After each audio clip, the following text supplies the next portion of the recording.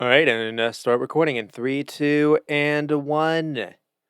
All right, and welcome back to the Reserve Squad Midweek Show, a soccer podcast covering all things from the EPL from a bench perspective. But it is summertime now, so no club football takes a backseat to all the summer football happening now. So the U.S. had their one final friendly warm up right before their tournament kicks off in Copa America. And so I'm going to at least start with that. I know it was a little while ago, but I did want to. I watched it a couple of times just to make sure I didn't necessarily miss anything. So I'm going to go a little more in depth about that. And then yours have finally kicked off now, and I wanted to get a few comments on some of the games that have happened so far, especially the one yesterday with England. I've spent a lot of time talking about that team, country, whatever, for the last few years, and I do want to say I was a little bit surprised. I've been kind of downplaying their chances the entire time, but I was a little bit surprised on how they came out and how they performed. And I do want to say that it is fixable. So I'm not going to necessarily go a ton on that, but I will say the fix is going to require Southgate doing some things, but also possibly getting some personnel maybe a little healthier. I mean that entire left side of theirs was non-existent. Trippier is not a left back. I think that showed Phil Foden. It seemed like Southgate just wanted to get him on the field and then give Foden kind of a bit of a free roll, but that really doesn't work. It didn't work out of possession, and when Foden was getting the ball, he was too he's too much of a ball to feet kind of player. He'll be brilliant in the final third if you can get him to the ball there. But England were kind of struggling just in that part. I think the biggest surprise to me was just how much of that game was played almost in the middle third for both teams. I mean, that's just where the ball just kind of stayed. It was a bit shocking in that respect. I was expecting England to have a little bit more of the ball. Maybe Serbia would play a little bit more in a deep block and kind of deeper. And if anything, that dynamic kind of changed. It was England a little bit more defending deep in the second half, and England didn't really have any kind of outlets to go over the top to kind of push anything back. But that's just England. They're not the only team playing in. Germany and Spain probably the two most impressive sides so far. Especially what a way to open the tournament up. 5 goals, or I guess 6 goals if you include the own goal that Rudiger scores. I mean, they absolutely thumped Scotland. Now the red card did kind of play a little role in that, but not really. I mean, they were all over Scotland even before the red card. The red card did add a PK, and that made it 3-0 right before halftime. And by then it was too much for Scotland to overcome. Scotland were poor, but Germany were also really good. So I'm going to spend a little time talking about them. Spain as well. Spain were my pick coming into this. And it's weird because usually when a team comes out and that is as impressive as this, 3-0 just at halftime over a team like Croatia, which I was talking up as well, I was really impressed by this. But I am a little concerned over the injury possibly to Rodri. That didn't necessarily look great. Rodri got lucky not to actually maybe get sent off. Um, but also, Pedri was so good, and then can he? Does he have the body to withstand this kind of physicality? That is the only concern that I personally have, because he was getting roughed up a little bit too. And if you start to look, if they do get some injuries, the midfield is weirdly a little light. I mean, yeah, you have the likes of Marino that's been linked to Barcelona. You have Zubimendi. I mean, Danny Olmo isn't really a midfielder. I mean, it is kind of strange after that. They possibly are missing Gavi, so maybe it is possibly a tournament a little too early, too far. They also, Alvaro Morata, scored a wonderful goal, and then he picked up possibly a knock. So a little concerned with my favorite, coming in, but if all those are healthy and all of them are good to go, Spain looked very, very impressive indeed. Italy, Netherlands, and Switzerland also get some wins. A little bit less convincing, but still, 3 points is 3 points. And Italy isn't necessarily in the easiest group. They're in with Spain and Croatia, and Netherlands are kind of in a tricky group as well with France and I think it's Austria.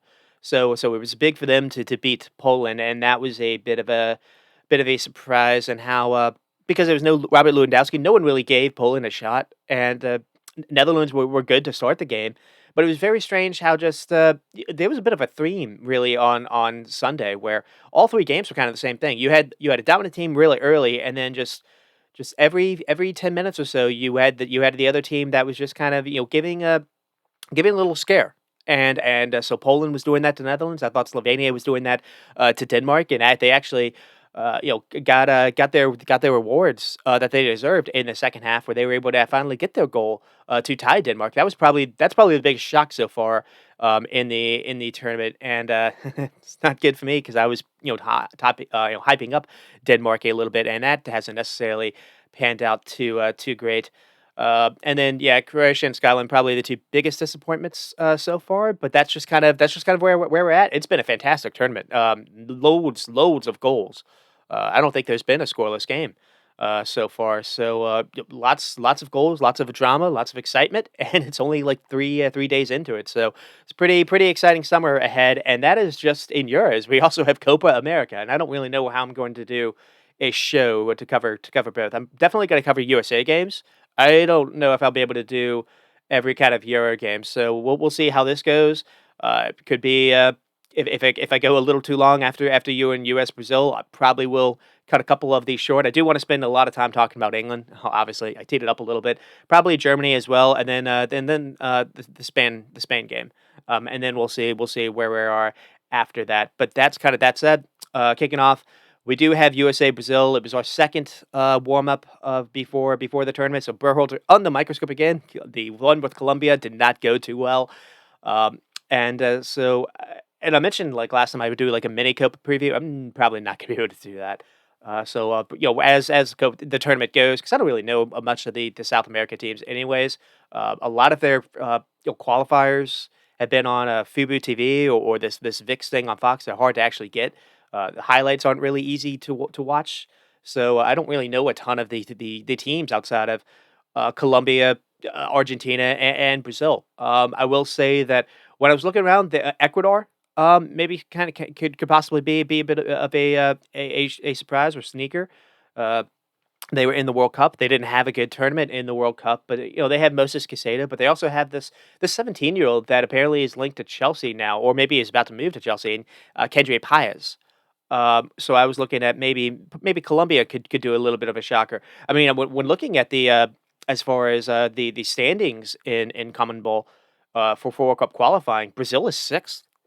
So it is early. They've only played a few games, but still, I mean they're technically behind Venezuela in qualifying. Now they're in the spot that would qualify, but still.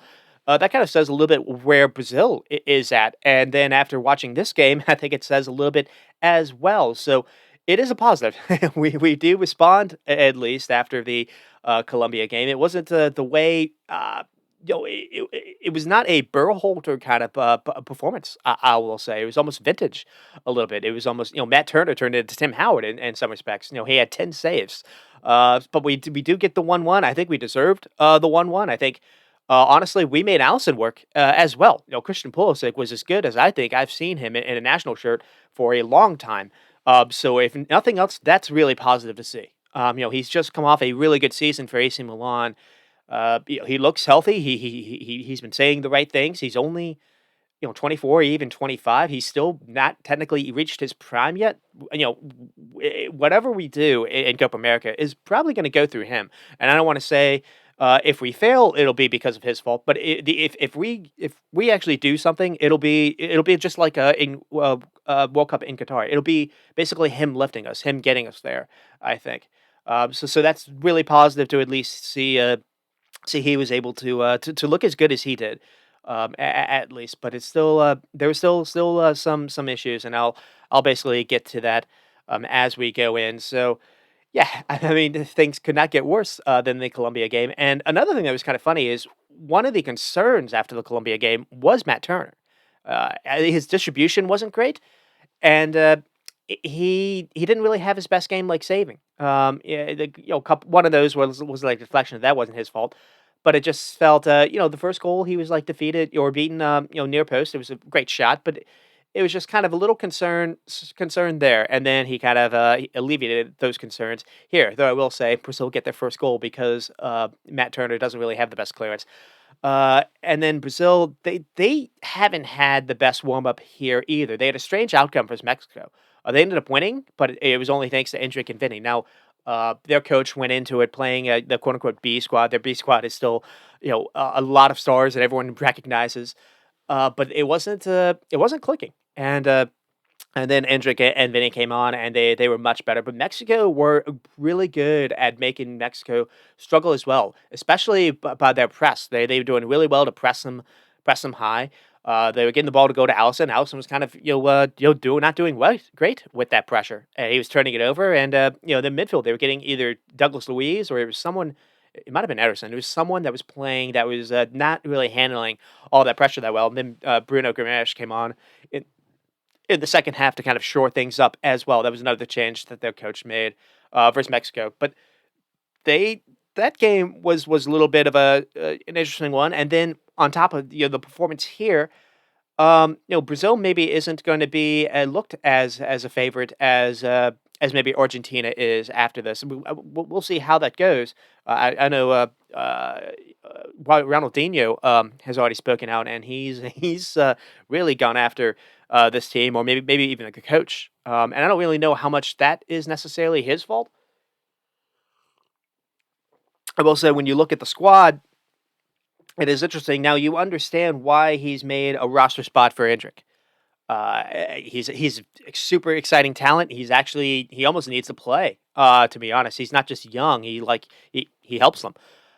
But it is very interesting. You look, they don't have an out and out number striker. Vinny through the middle or on the left. It seems like he likes playing on the left. Rodrigo, can play through the middle, but he's not really a target man. He's got clever, quick feet, but at the same time, when things are kind of when you don't really have those spaces, to make runs in behind, who do you have to cross something in? If you get into that kind of situation, you don't have Richarlison. Richarlison was weirdly fantastic for them in Qatar. People might maybe have forgotten about that. They don't have Neymar. Neymar was also really good for them, just a couple of years ago, back in the World Cup. He had an amazing goal that actually at that point gave them the lead over Croatia. I think even in extra time, and then they ended up losing, conceding, and then maybe they lost in PKs or they even conceded a second. Uh, so they were close. Actually, we were close to getting a Brazil Argentina semifinals or in 2022. So them not having a number 9 is surprising. No, even someone like Gabriel Jesus wasn't called into the squad, and so I've been surprised a little bit by that. And Ronaldinho was talking about no one's playing the samba. I mean, you have Vinny, but Vinny, it's different when you have someone playing on the wing. Now, Vinny was able to. I thought he was fantastic in this game. He was getting some stick online. It's you beat a fullback. That's what you're supposed to do as a winger. And then what do you do after that if you don't have a striker to play with? Uh, Vinny, gets by, Scally or someone else, and then immediately he's got to beat Chris Richards or someone else is closing down on him, and that was happening a lot. And you can do that when you actually are in a pretty good rest defense, or when you're set. You're not. It's not a transition game, or it's not fullback isolated. When everyone is behind the ball, you can do that.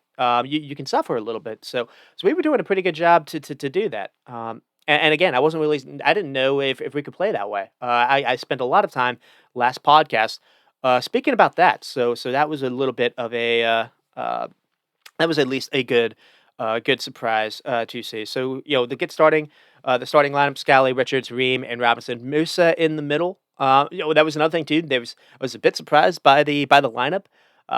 We see the same back line. I was wondering, could you maybe play Miles Robinson, maybe Richards on the left? It seems this is going to be what he's going to go with, and Ream can do a job as long as you're not asking him to play in a high line, and so it almost worked in the way that we actually played, and we sat back a little bit versus Brazil because the spaces to get in behind weren't there that much. It did show up though. Adria came on and immediately he got past Tim Ream, and if not for again Matt Turner, that could have been a problem. Actually, Brazil got behind us a couple of times. There was one where Rodrigo got behind. I think Vinny made a run.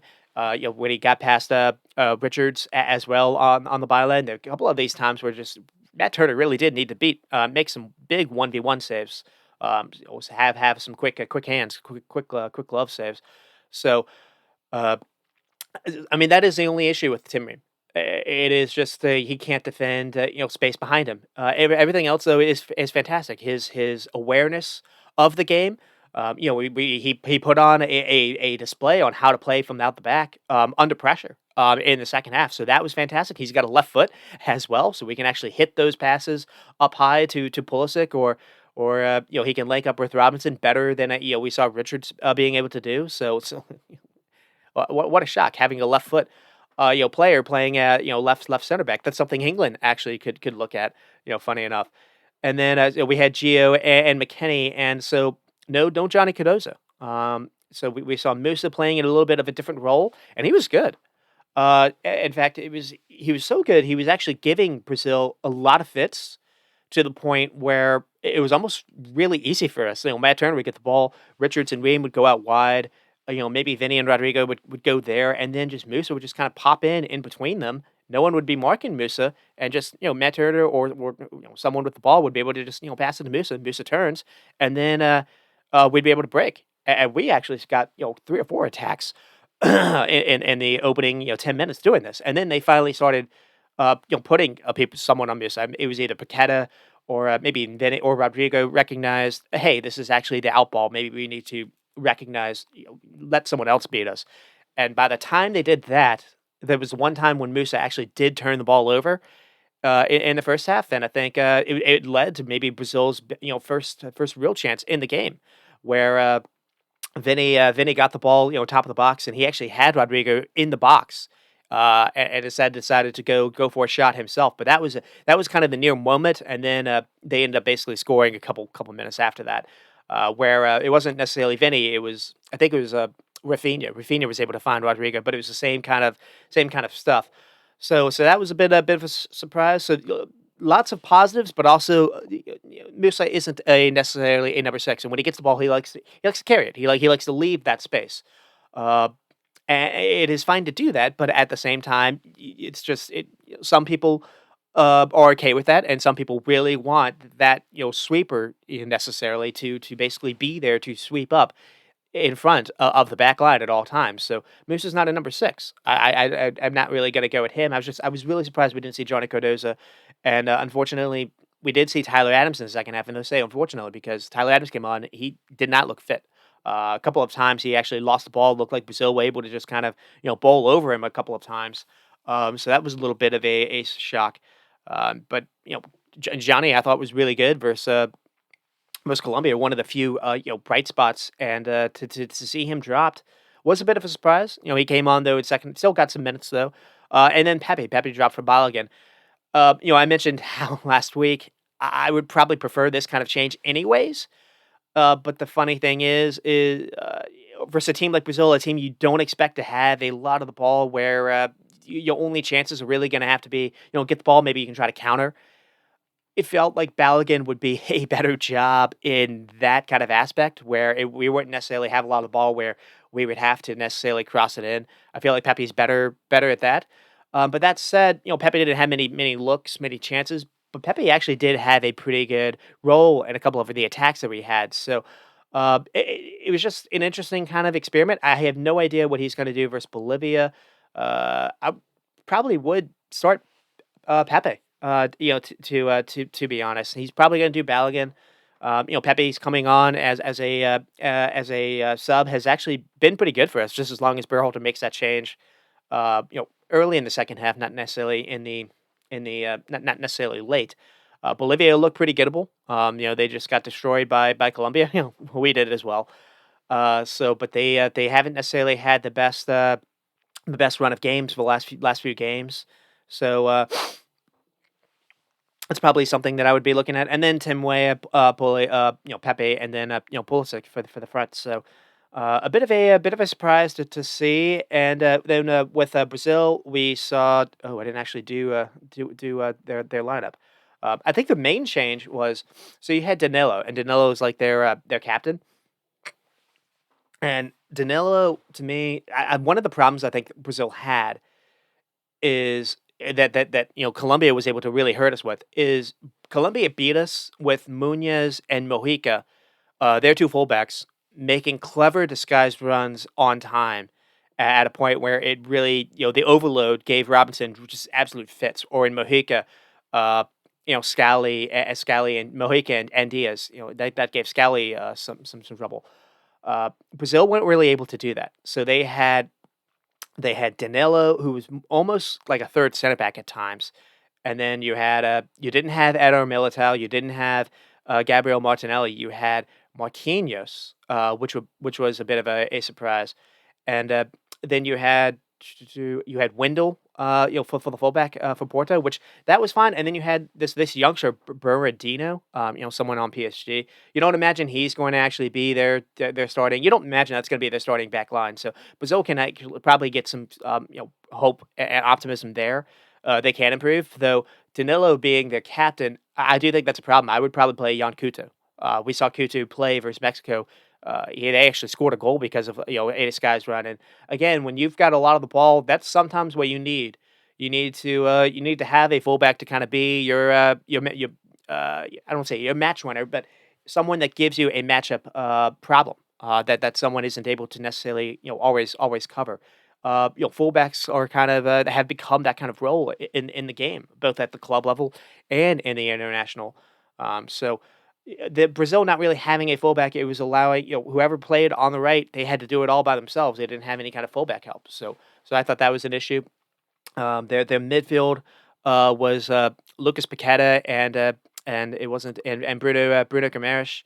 And Yao Gomez. And Gomez didn't necessarily have his best game, and he actually got hooked at halftime. I thought Paqueta didn't have a good game either, to be honest. And then they had Vinny, Rodrigo, and Rafinha. It was almost like a 4-3-3, which is also something we don't normally see from Brazil. Maybe a Paqueta almost like a 10 role, but that was a bit of a surprise lineup a little bit, and we saw it. It didn't really work out for them. So, to get started with the match timeline, first couple minutes, Ream is kind of played around, but Anthony Robinson in position to kind of take the place, run back, so that's good. And then we create a couple of decent looks in the opening few minutes. So the first one comes with Musa having a thunder hit from 25 yards, rattles the crossbar and post, and it's amazing it doesn't actually go in because Allison makes the dive and it bounces off Allison. Somehow it just bounces. It's like the softest bounce ever. Like normally this goes in, as the announcers were saying. But the goal, it would have been deserved because it starts with Musa. Musa gets the ball and drops his shoulder and just surprises Brazil's Paqueta. Paqueta's too late to kind of react, and from there, there's a lot of space for Musa to carry the ball, and he does. He carries it 30 yards upfield, and then he does get the ball taken off him. But we're also able. Pepe does really well to win it back. So like I said, Pepe had a lot of good moments that aren't really going to show up on highlight clips or on like stats things. But Pepe was involved, at least without out of possession. Um, and then after a few crosses attempt, I think it's Reyna. McKennie kind of gets on the ball and then lays it off to Musa, and Musa has a crack.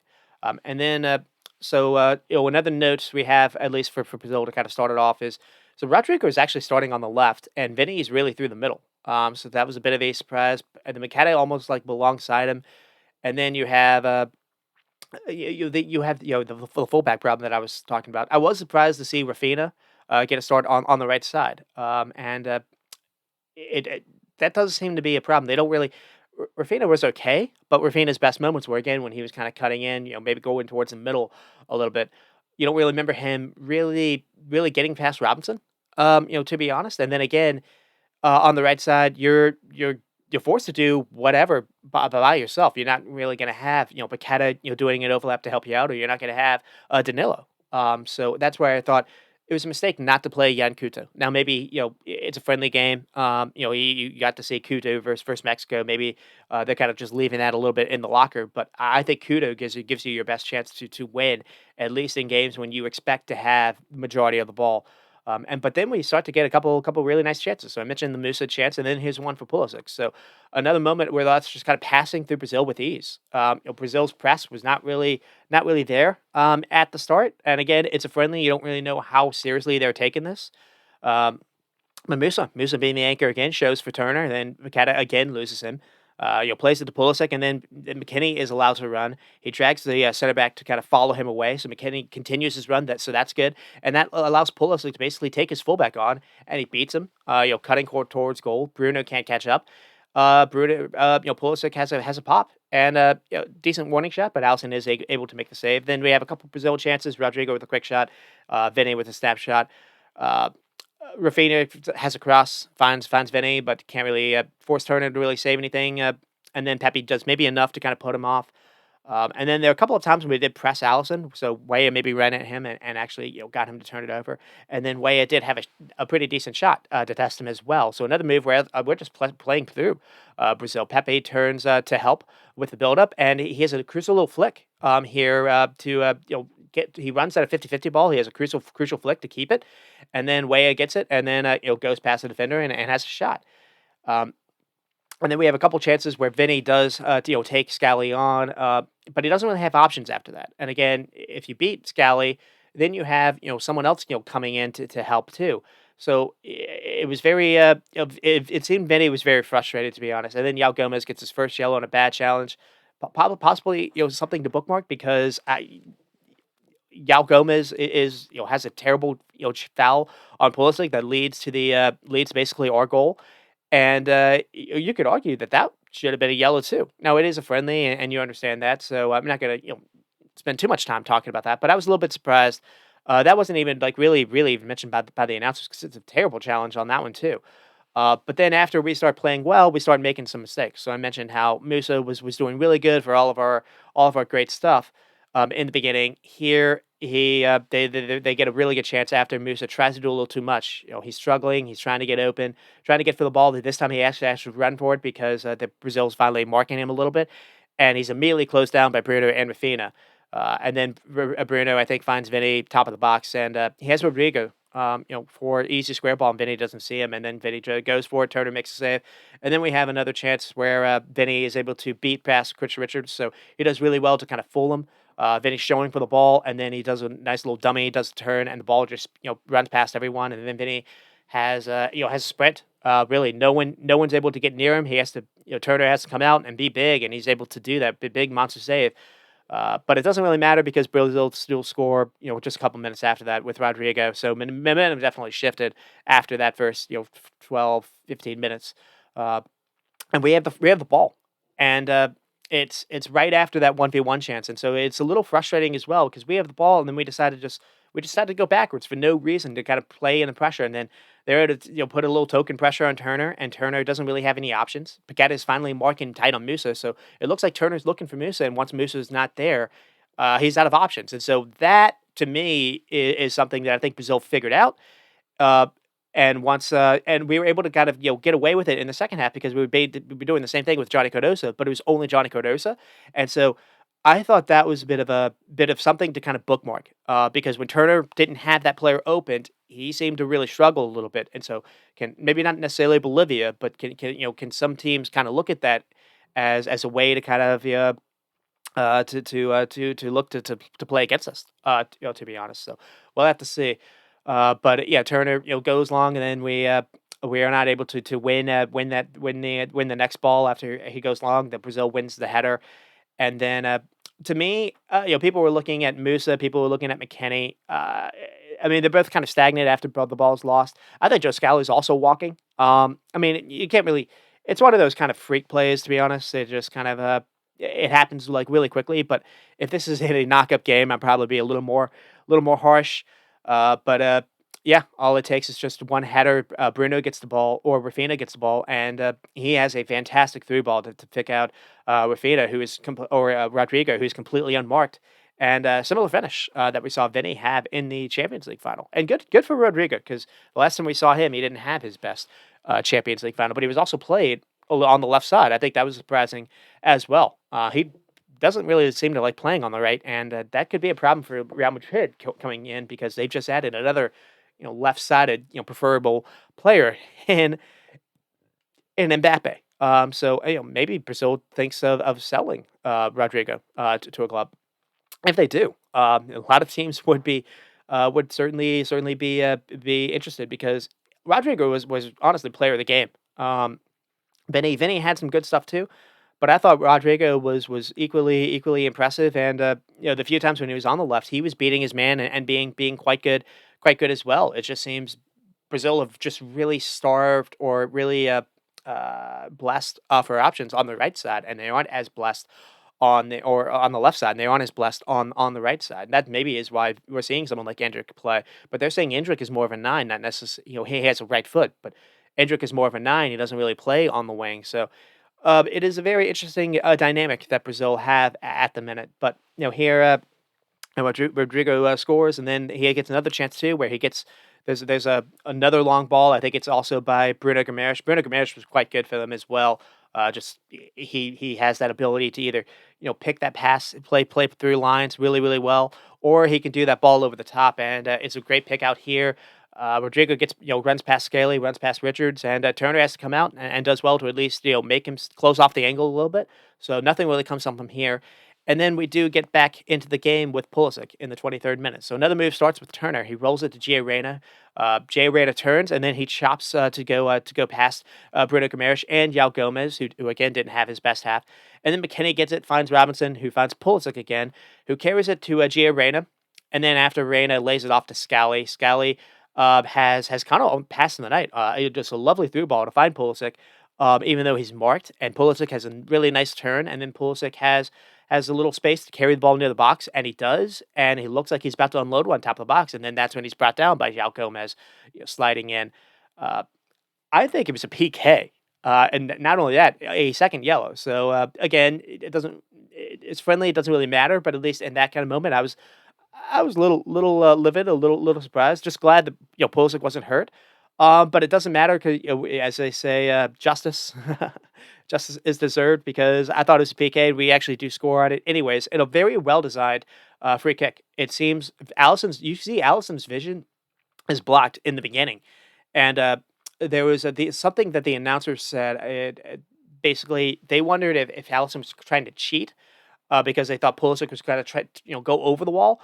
I think the reason why Alisson moves a little bit to his left is he's trying to see the ball.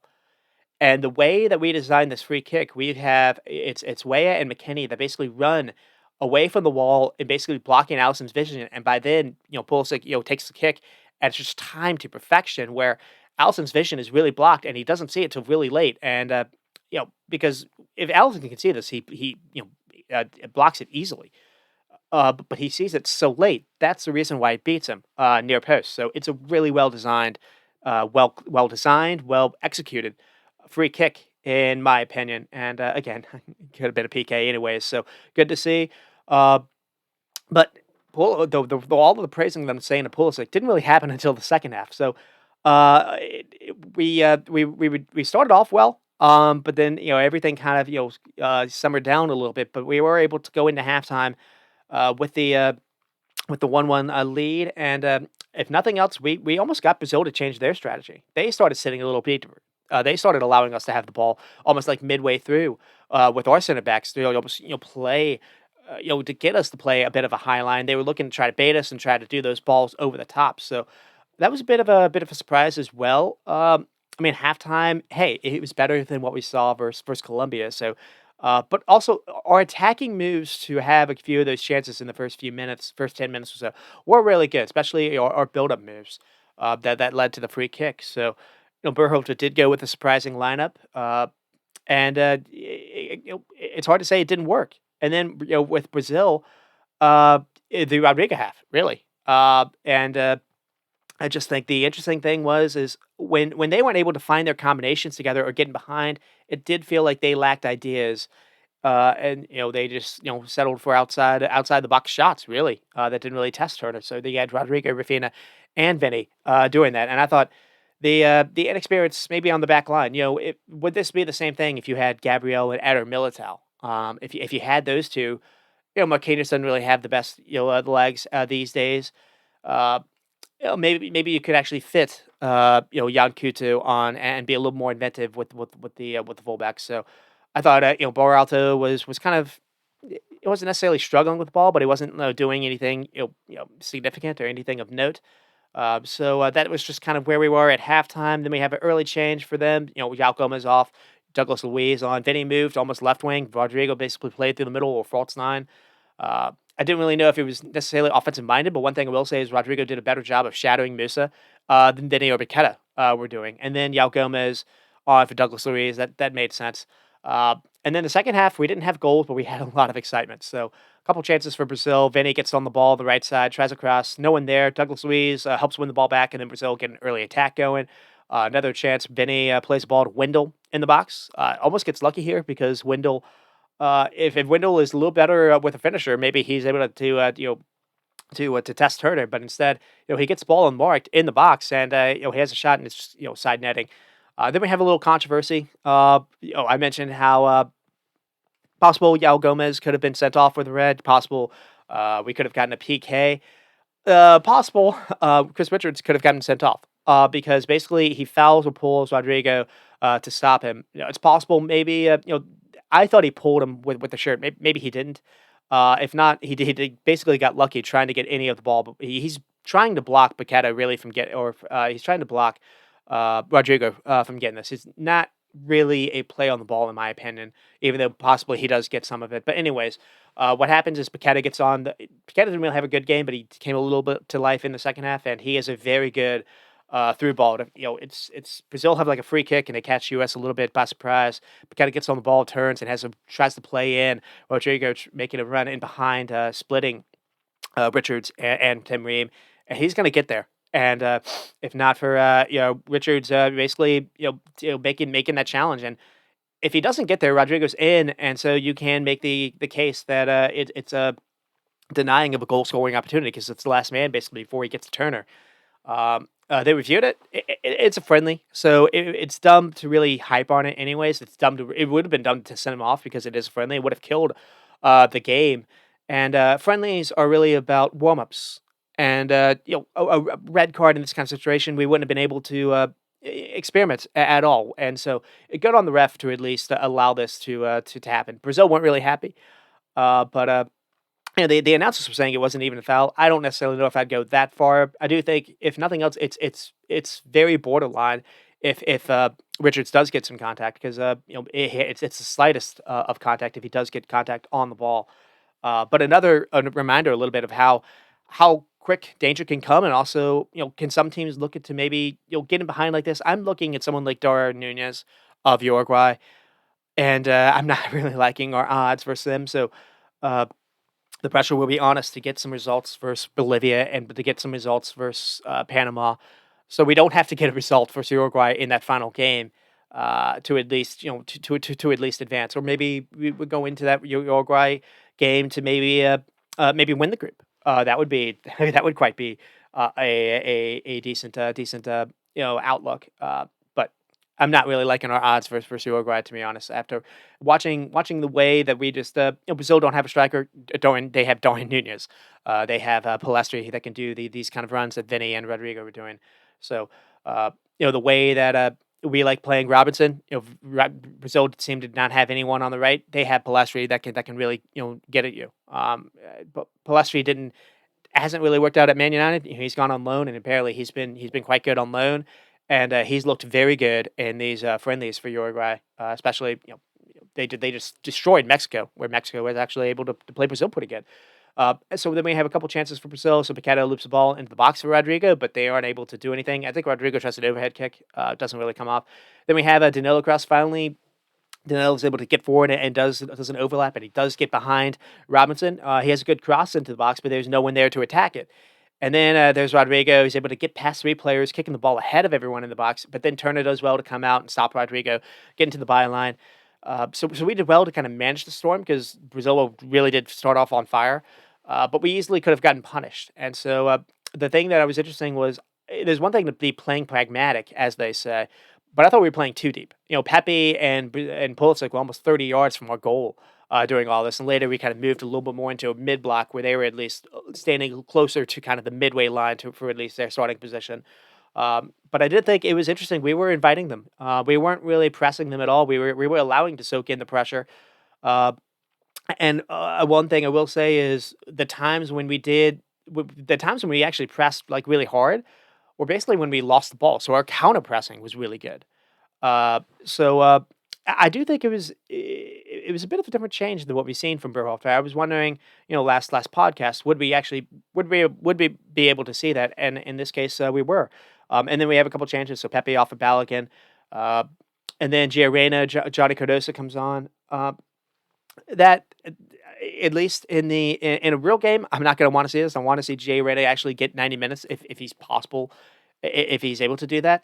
But here, friendly, I understand. Get Johnny Cardozo on, get him some minutes, get him playing with Musa. I thought that was positive. And then Brazil makes some changes as well. Saviano comes on, a player that had a very good season for Girona. Then Endrick comes on, and as we see, that worked out quite good for Brazil. And then Andres Pereira on for Bruno Guimaraes. I was a bit surprised about that. Andres Pereira a little bit more of a 10. Bruno can play a little bit more of a kind of CM kind of role. I thought Bruno Guimaraes was really their second best player on the field outside of, well, maybe third, outside of Finney and Rodrigo. So I was a little bit surprised by that. And then, so here we have the chance where Endrick just burns past Tim Ream. And here's the danger. We get caught out. So Savinho gets on the ball, gets on the touchline. Robinson is too late to get onto him. Sees the open space that Robinson is left, and he just plays it into it. And Endrick, Tim Ream has like 3 or 5 yards of gap, and still Tim Ream is beaten like he's not even there. And Turner has to come out and does. Now Endrick maybe loses the ball under his feet and doesn't get the best contact, but Turner still has to make a decent save. And then we have a couple chances here. So Pulisic is able to get a shot in the box. Amazing save by Allison. So came at an important time because we weren't really doing much in the second half until this point, and then we really did come to life. So after Endrick's chance, we made some subs as well, and so Turner finds the ball to Johnny. So he's basically doing the same thing that we were doing in the first half with Musa. Johnny gets the ball and he's able to just quickly turn, and he's got Musa unmarked. Pat makes a good pass to Musa. Vinny isn't really marking anyone, and then Musa is able to pick out McKennie ahead of him, and then McKennie has a turn to go around Douglas Luiz, almost kind of shielding the ball. So he does well with that turn, because if he turns the other way, it's probably a turnover. And then Scally joins in. One of the few times that Scally was able to get upfield, and Scally does really well. He gets on the ball, and he threads in a great ball to McKennie in the box. Where McKennie then gets it, and he has a square ball and finds it to Pulisic. So this is a very good team goal. Everyone knows where everyone is. Everyone's keeping their head up. Everyone's being composed, and there's just there's a darting run also by Balogun that actually drags a center back to run with him, and so that allows Pulisic a little space to get on the ball, and Pulisic does what he's supposed to do. He gets it, tries to slot it home, and Alisson just has an amazing glove save to get onto it. Most keepers, I don't think, save this. So this was, again, this could have gone either way. We could have gotten destroyed if Turner doesn't make 10 saves. We also could have won the game because of the chances that we were creating that forced Alisson into making some big saves. And then we have there's a chance where Brazil tried to trap us. We do a pretty good job to play around it. Tim Ream with some really good calm touches under pressure, like I mentioned. And then, so we had Rodrigo with a quick shot, another really good Turner save. So we play into a trap ourselves.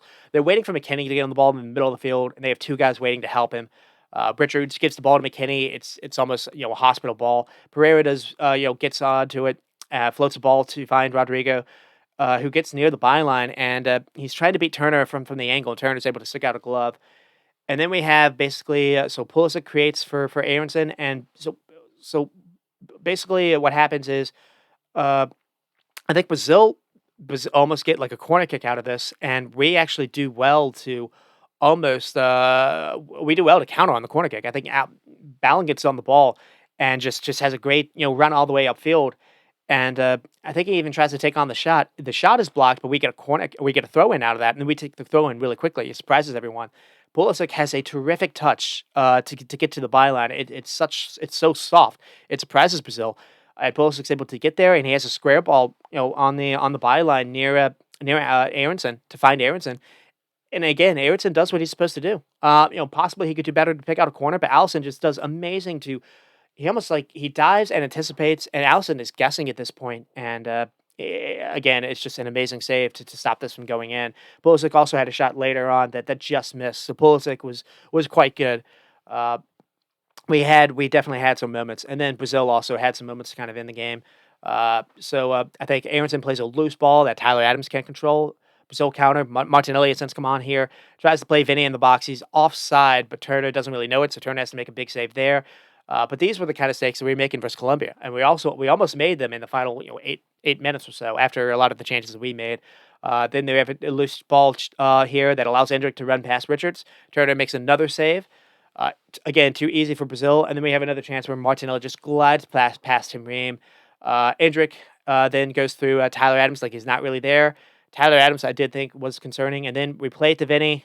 This time he is on sides. He tries to basically he shoulders Shaq Moore to the ground. Shaq Moore comes on. I didn't really love that change. He is a right back, but uh, this wasn't. They were saying on the broadcast that he's our best on the ball defender at right back. That's concerning because Shaq Moore I thought I didn't think I put got dunked on. I don't necessarily know if I would say that, but he didn't look up to speed to say here. Just shoulder he gets shouldered to the ground. Vinny gets the ball in the box and again forces a big save for Turner. And then Brazil get a late corner kick. There were a bunch of late corner kicks in this final 5 minutes or so as well, where we did well to at least defend the corner kick. But at least at the very end, they do get one final one, and they are finally able to win that header. And Vinny has a chance to get on the end of something, get an end on the rebound. And again, Turner or someone is able to just kind of put him off where he doesn't get the contact he wants, and basically he hits it sideways. Easily could have lost us at the very end. So. Uh, it was an exciting game. Fun for the neutral. It was a throwback game in many respects. It reminded me a little bit of when we played Spain back in Confederations Cup. I think Spain had like 30 shots in that game. It wasn't. I don't necessarily know if Brazil had that many. But Turner did have to make 10 saves, and in that game, in the Spain game, we were able to beat them. I think Tim Howard had something like almost like 15, maybe even close to 20 saves in that game. So it wasn't necessarily to that level. And that was also the number one team in the world at that point. Spain, they did end up go on to win tournament after tournament after that. It was like the last game that they lost for like in 2 years. Uh, so Brazil not necessarily at that level, but at least there are more than two ways to win. So you can get by getting with a good goalkeeper. So I mean the things to talk about, we counter pressed well, so that's at least something. I thought we sat in the quote unquote mid block. We weren't necessarily pressing really high to try to win the ball back. We were sitting a little deeper. So that was good. I also thought we did well to foul early to stop transitions against us for the most part. Uh, you don't really remember them having a lot of transition moments against us. There were a couple times when we were high and they were able to play a ball over the top that got us out. So that is the problem. We can't, like I've said, over and over again, we can't really play Tim Ream near the halfway line. It's just too big of it, especially if Andy Robinson isn't there to help him out. That is going to be just asking for trouble the entire tournament. So it is good to at least see some of that was changed. The Musa role in the build up, and then Johnny as well. That was positive, but it was also really easy for Brazil to actually change and to stop. So. D- will that need to be changed or not? So I mean, the midfield three that was tried was a little different. So you can't necessarily go against that. I thought Scally did handle Vinny as good as one could. Vinny did get past him, but as good really as he could. Scally's had to go against Vinny and Diaz, back to back. That's not easy. So you can praise him there, and I thought Scally actually did quite decent at least the few times when he was able to get on the ball. He doesn't have the best cross on him, but he got on the ball, and he also had a really nice dribble in the second half to escape pressure. We were able to get an attack started that way. I mean, it is what it is. Scally's not Serginho Dest, and so we're not probably going to create uh, through Scally. But that can be fine as long as you're defensive minded, as long as you're good on the ball. But that still could be a bit of an issue. Now, what's funny enough is with Dest, I don't think Dest would be able to handle Vinny the way, or someone like a Luis Diaz like Scally has. But Dest is better on the ball. We are able to probably cause more trouble. So not having Dest is going to be a problem. I mentioned how I would have liked to see a bit of an experiment there. It's probably too late to do that. So Scally is going to be what we have, and if Scally gets hurt or if Scally needs to be a sub, it looks like it's going to be Shaq Moore, which doesn't give me a lot of confidence. Tyler Adams got minutes. I didn't necessarily like the minutes, unfortunately. But he hasn't played in almost a year. So the last game he played really was probably the Nations League final when he scored. But yeah, it's just I don't know. He looked rusty is all I'll say. He was getting bolted over. He was taking couple risky touches, and it wasn't great. So. Uh, The front line, Pulisic balled out, but I thought Pepe did what he needed to do.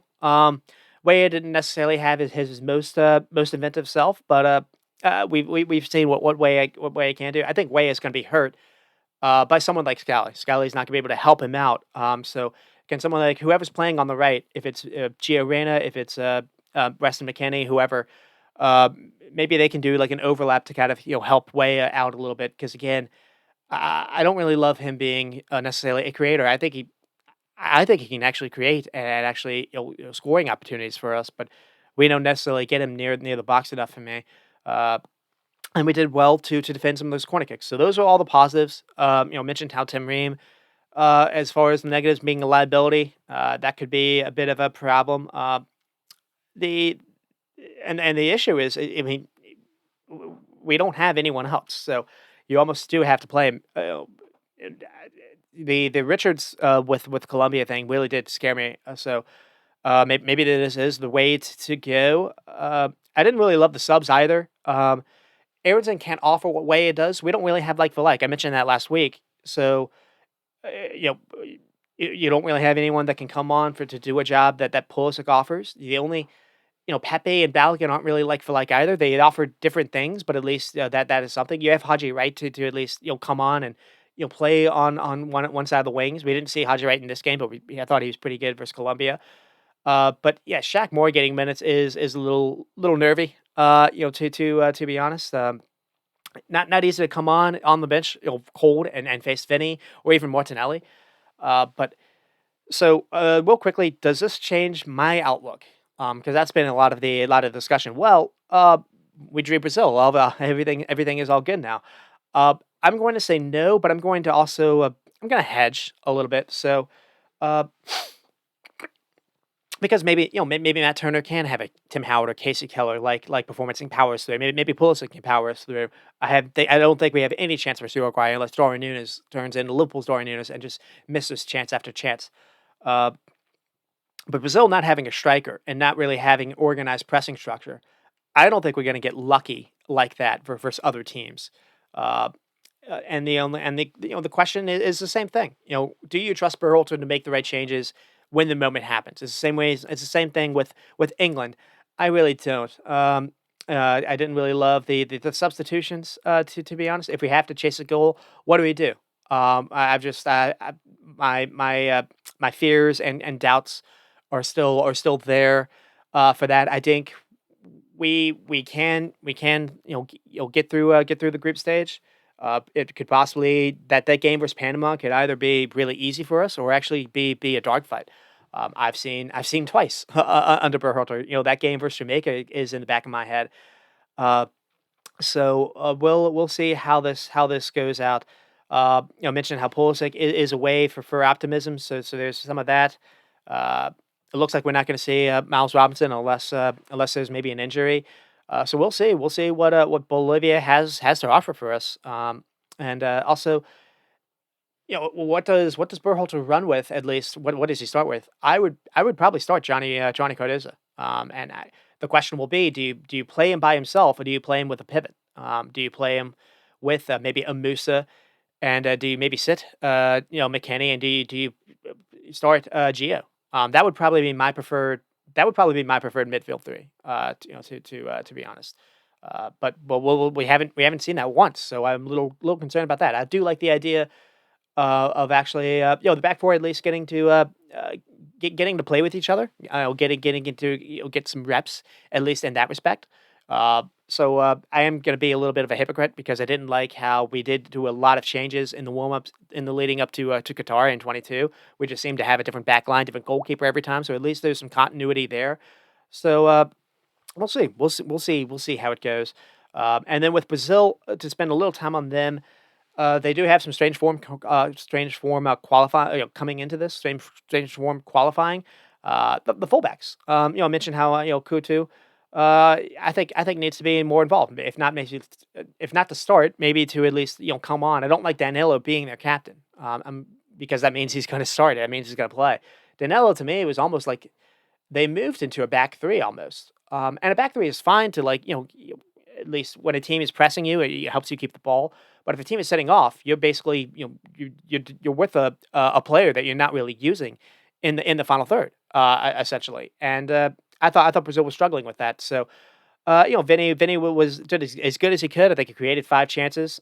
He just doesn't have anyone to play with. Gabriel and Eder Militao can come on and actually start. That's probably their best 2 defenders. That makes Brazil better.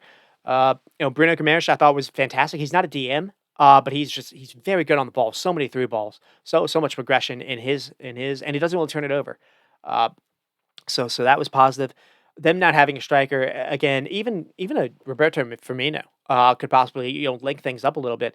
Gabriel Jesus, just someone to actually play through the middle that actually doesn't want to just leave and go to the right to the left side of the field. I just think they're having issues. Even someone like Martinelli, when he plays, him and Vinny and Rodrigo can kind of just do.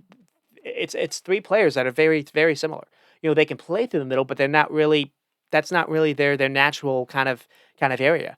And they like playing on the left, and it's so left dominant. So at least in this game, Yao Gomez had a poor game. I have liked him for Wolves, but at least here he was quite poor.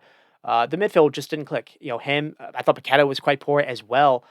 Douglas Luiz came on. He wasn't necessarily much better, but at least he does offer a little bit better protection. My midfield 3 would probably be a mix of Douglas Luiz, Bruno Guimaraes, and Ederson. Ederson to be basically their 6.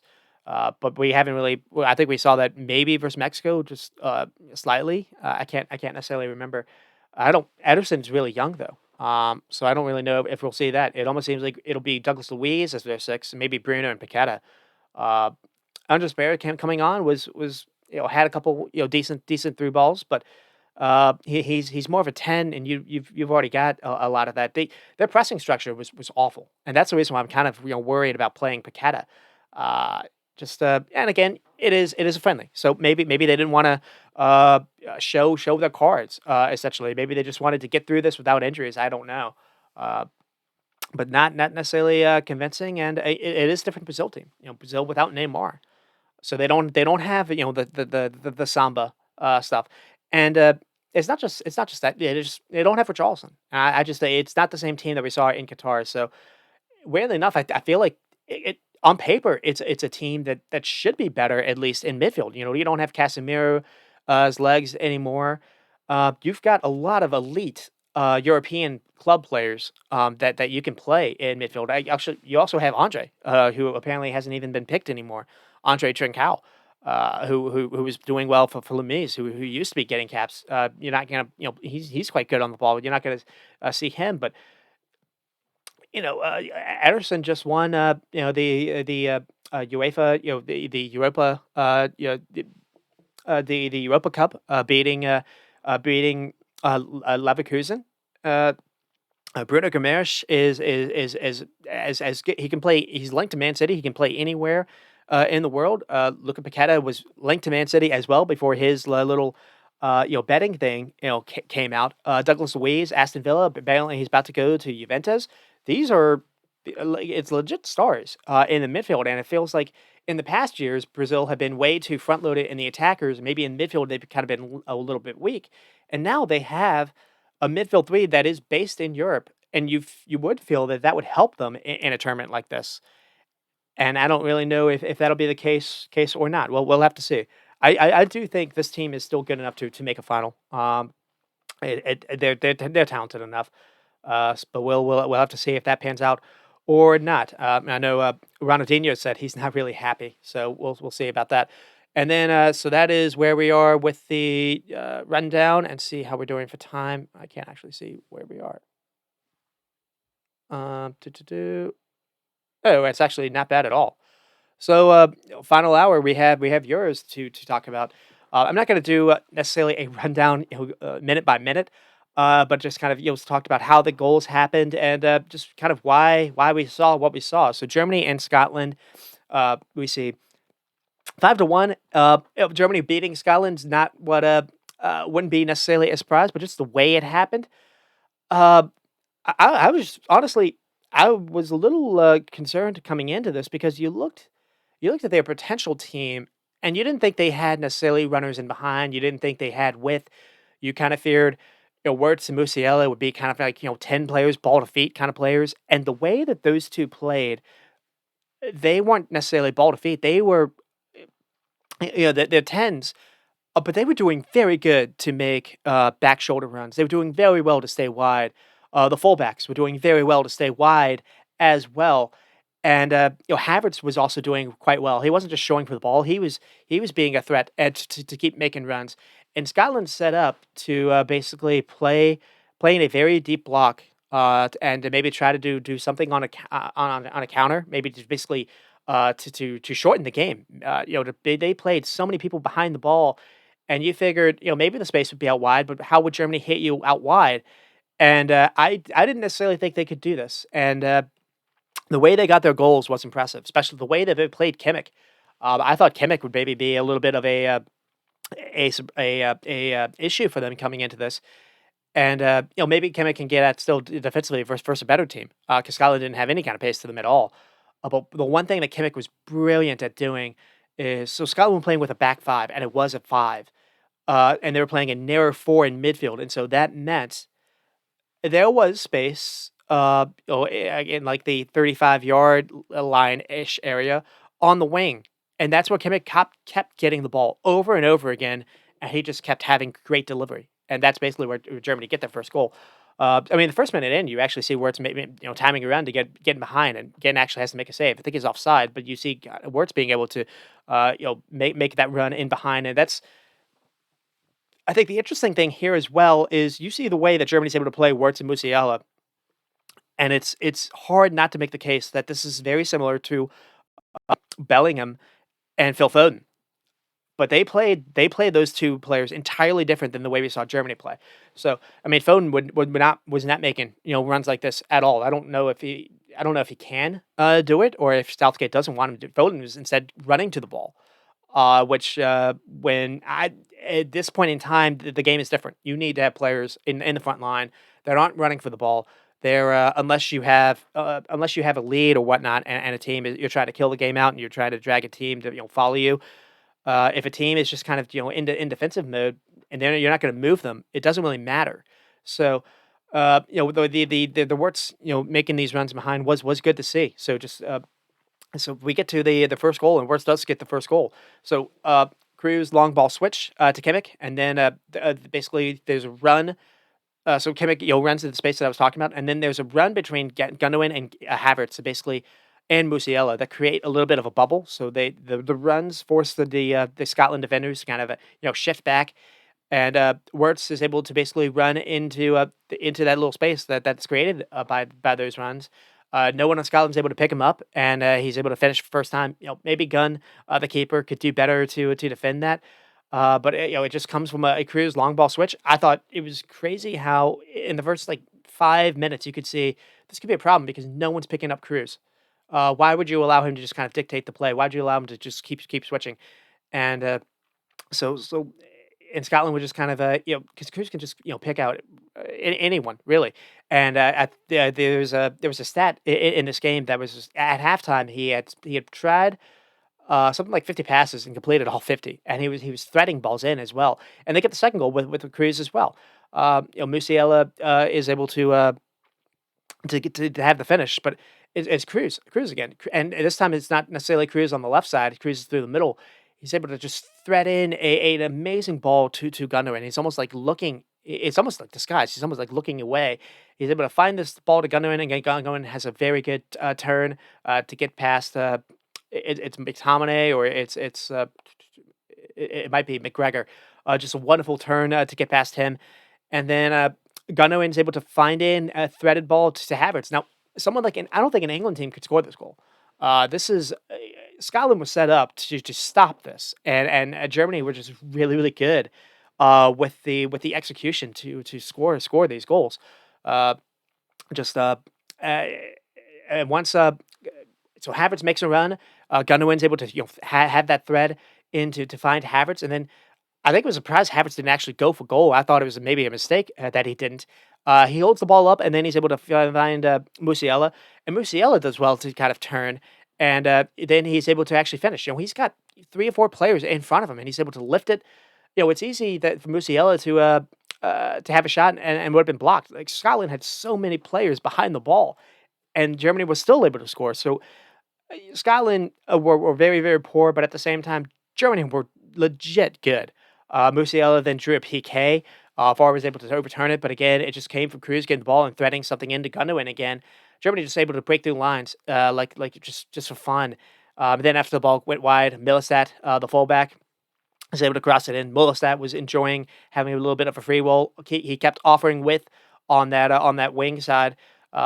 Cruz was kind of leaving and dropping in to kind of be the fullback instead. Cruz likes dictating the game from a deeper angle, and you have someone like Andrick, who plays alongside him, and Andrick's almost kind of the swapper, and Anderlecht's almost like their Declan Rice. So you can see there are similarities to how England can set up here. Yeah, Harry Kane and Havertz can maybe be argued as some. Harry Kane's a much better finisher, but Harry Kane likes being a 10, usually likes showing for the ball. Havertz, we've seen do that for Scotland, and instead we saw Havertz really playing on the back shoulder, being well to almost kind of sacrifice a little of his game, but to the detriment because to the better of the rest of them, and that really did help out as well. And just this was a bit of a surprise, to be honest. And we'll see how much this is repeatable or not. Then we have Musiala basically scoring another, but the whistle's blown. Havertz uses a arm to collect the ball, but I think the third did feel coming, and then they did get it with the PK. But here, Musiala gets the ball, and he has a terrific run going past 3 or 4 players. So Musiala gets the ball on the wing, and then he's able to have a really nice carry. Beats the 3 or 4 players, then sets up Kimmich. Again, Kimmich's able to find that gap that just was no one on Scotland was covering, and Kimmich has a terrific delivery into the box, finds Gundogan. Gundogan gets on a great head to it and forces a save. So Gunn makes a pretty good save, and then this is where the problem comes. Gundogan is able to. The keeper can only parry it really into the danger area. So Gundogan has a second chance to have a bit of a second swing at it, and the Scotland centre back Porteous goes 2-footed into him. And honestly, at this point, I think it was fortunate Gundogan didn't get seriously hurt. I thought it was a leg breaker. The commentators were like, it could be a PK, Donovan. Ian Dark, I think, was on the commentary, and I'm thinking it could be a red card as well, and that basically both happened, and that killed the game. Scotland looked to be out of it entirely even before that, but I mean this really did kill it, and it was deserved. I thought Gundogan, he has his foot planted, and this was a horrible tackle. You understand him trying to the Portuguese guy trying to he's trying to block the shot as much as possible. He just misses. But he's out of control. You can't do this. Even if he gets some of the ball, he's gonna fly through it. And again, he gets contact on Gundogan's leg when it's planted. It could have been really really bad. So yeah, justified for the red card and justified for the PK. And Scotland, that was kind of just going to be it. How much were Germany able to tack on, and they were able to get a couple more. So Volkrick comes on in the second half. So good for Havertz to have a bit of a run out. Havertz gets PK, didn't necessarily score an open play, but set up the goal for Musiala as well. And then Fulkrug comes on, and Fulkrug gets a goal as well. So that's a good problem for Nagelsmann to have. And again, it's brilliant by Musiala. This time from the left touch line, so they had a little fluid movement as well. It wasn't like Wirtz and Musiala were just tied to the right and left wing. So there was a lot of talk about England pundits complaining that. Southgate can only play Foden and Bellingham a certain way. Can't really give them fluidity because he gave them fluidity and it was a mess. There is a way to do it. Just you have to have a bit of a different. You have to have they're able to do that because they're able to get a bit of that change with Millistat as actually a left back. You have Kimmich that was able to understand his role. You had other people that understand the role, so it wasn't just. With England, what they went through is it wasn't just Foden and Bellingham having a free roll. It was like 5 or 6 players. It was a jumbled mess. So there's a little more structure in that sense. But anyways, so here Musiala gets on the ball, and then I think he basically tries to threaten a brilliant ball to find Gundogan in the box. Gundogan can't quite control it, but he's able to flick it back to Fulkrick, and then Fulkrick is able to take a touch and has a terrific a drive to find the corner. And then Fulquick scores again, but that one's offsides. Rudiger has an own goal, so Scotland is able to score. They scored without getting a shot on goal the entire game. And you thought, okay, 4-1, a 3-goal defeat isn't the end of the world. Scotland can get back in, and then they do concede the fifth goal with Emre Can. But the fun thing about this is it's a terrific finish by Emre Can, sure. Uh, a player that I didn't think was actually going to make their final roster, and maybe an injury led to them calling him up. Uh, but the goal, the way this goal was set up was unbelievable. So many passes led into it, and then Sane finally has a pass into Thomas Muller. Muller quickly, one times it to Chan, and then Chan finishes. But the thing you saw in this game was Germany moved the ball so quickly. It was so good, and it was impressive. It really was.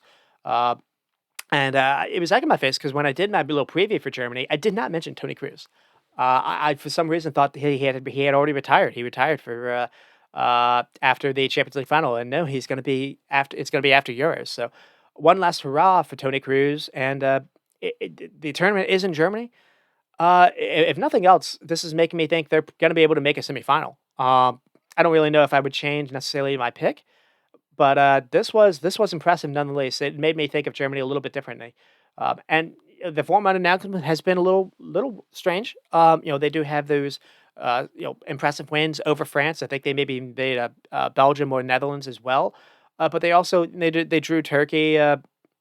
They beat us as well, but they had a couple draws in there as well, and I think they had like a 0-0 game versus Ukraine. Now, again, friendlies aren't necessarily about showing all your cards, but one thing I think that was interesting is we did see Nagelsmann play his eventual starting 11 in some of those friendlies, so it wasn't necessarily a surprise in that respect, but it was a surprise a little bit. And Tony Cruz doing what he does isn't that big of a surprise, uh, but it was a little bit surprising to see the way that this came out.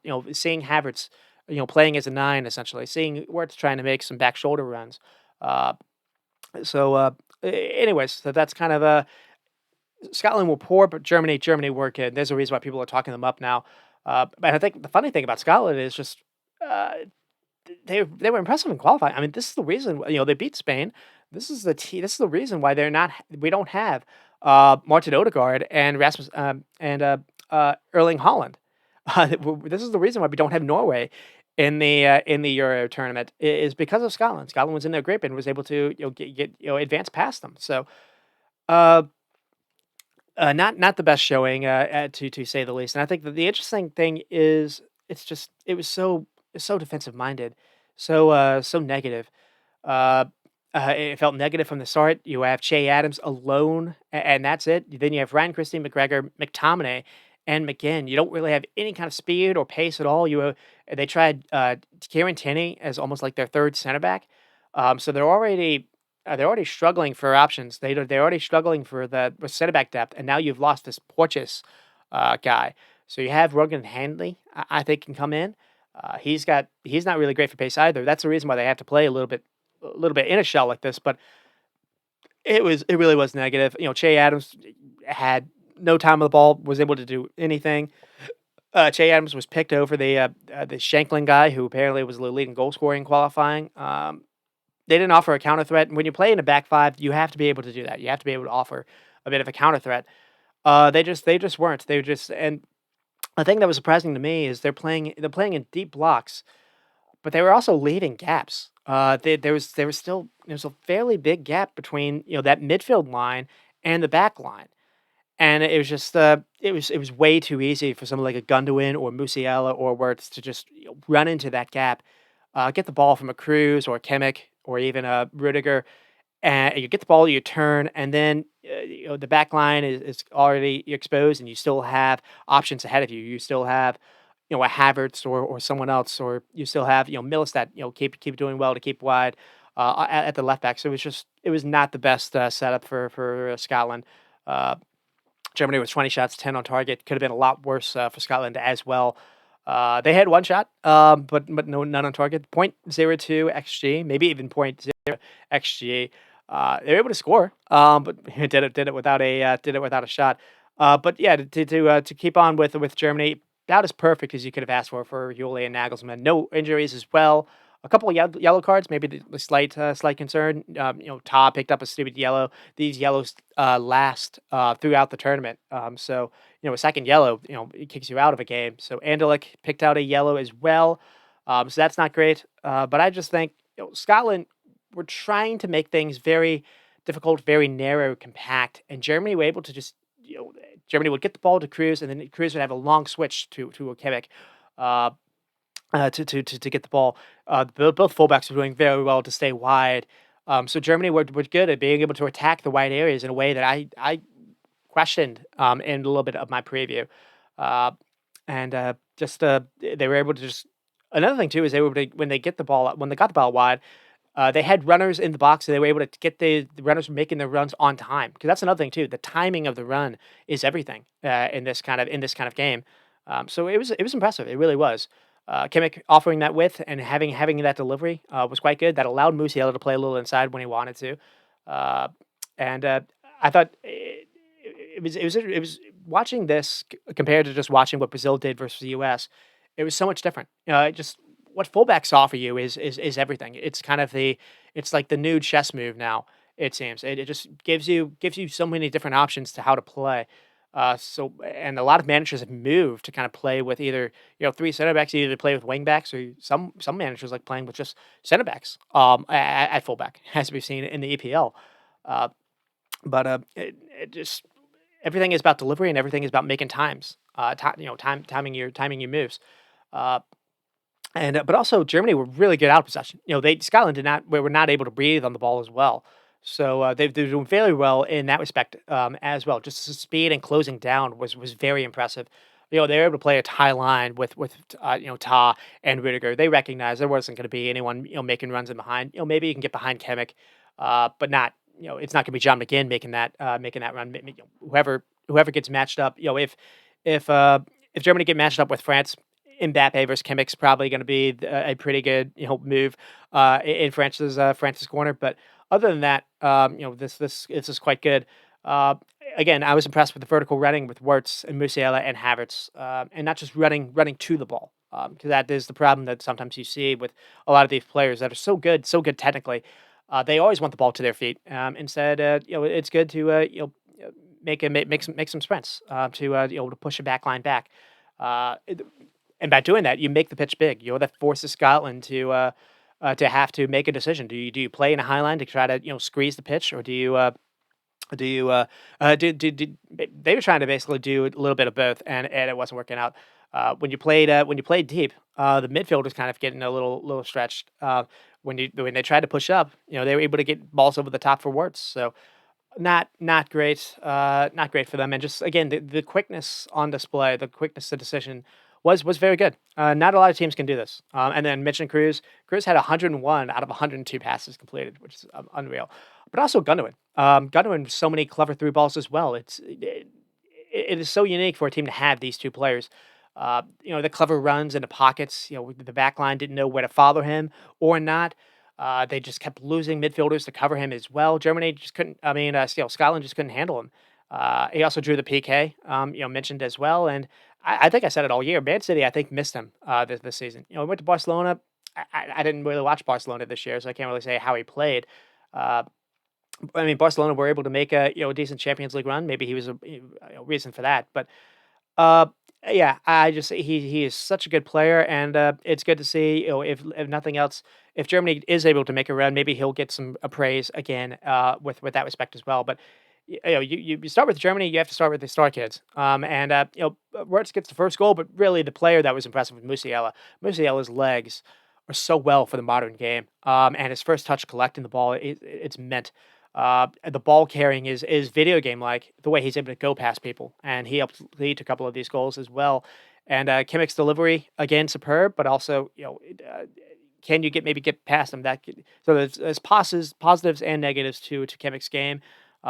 Havertz had a lot of positives as well, but also it was weird he didn't try to go for goal on the Musiala goal and did well to set him up. But it's just I want my number 9 had to have a little more of a finishing instinct, to be honest.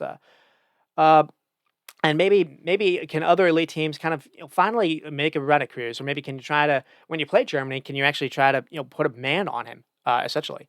It was just very strange how passive and Scotland just came into this uh, naive. Naive would probably be the best way to say it. And so, the one final thing to say is, does this make you change your mind on Germany? I'm not gonna. I guess I could say yes. The second goal is so good. The passing movement and the control that Musiala shows.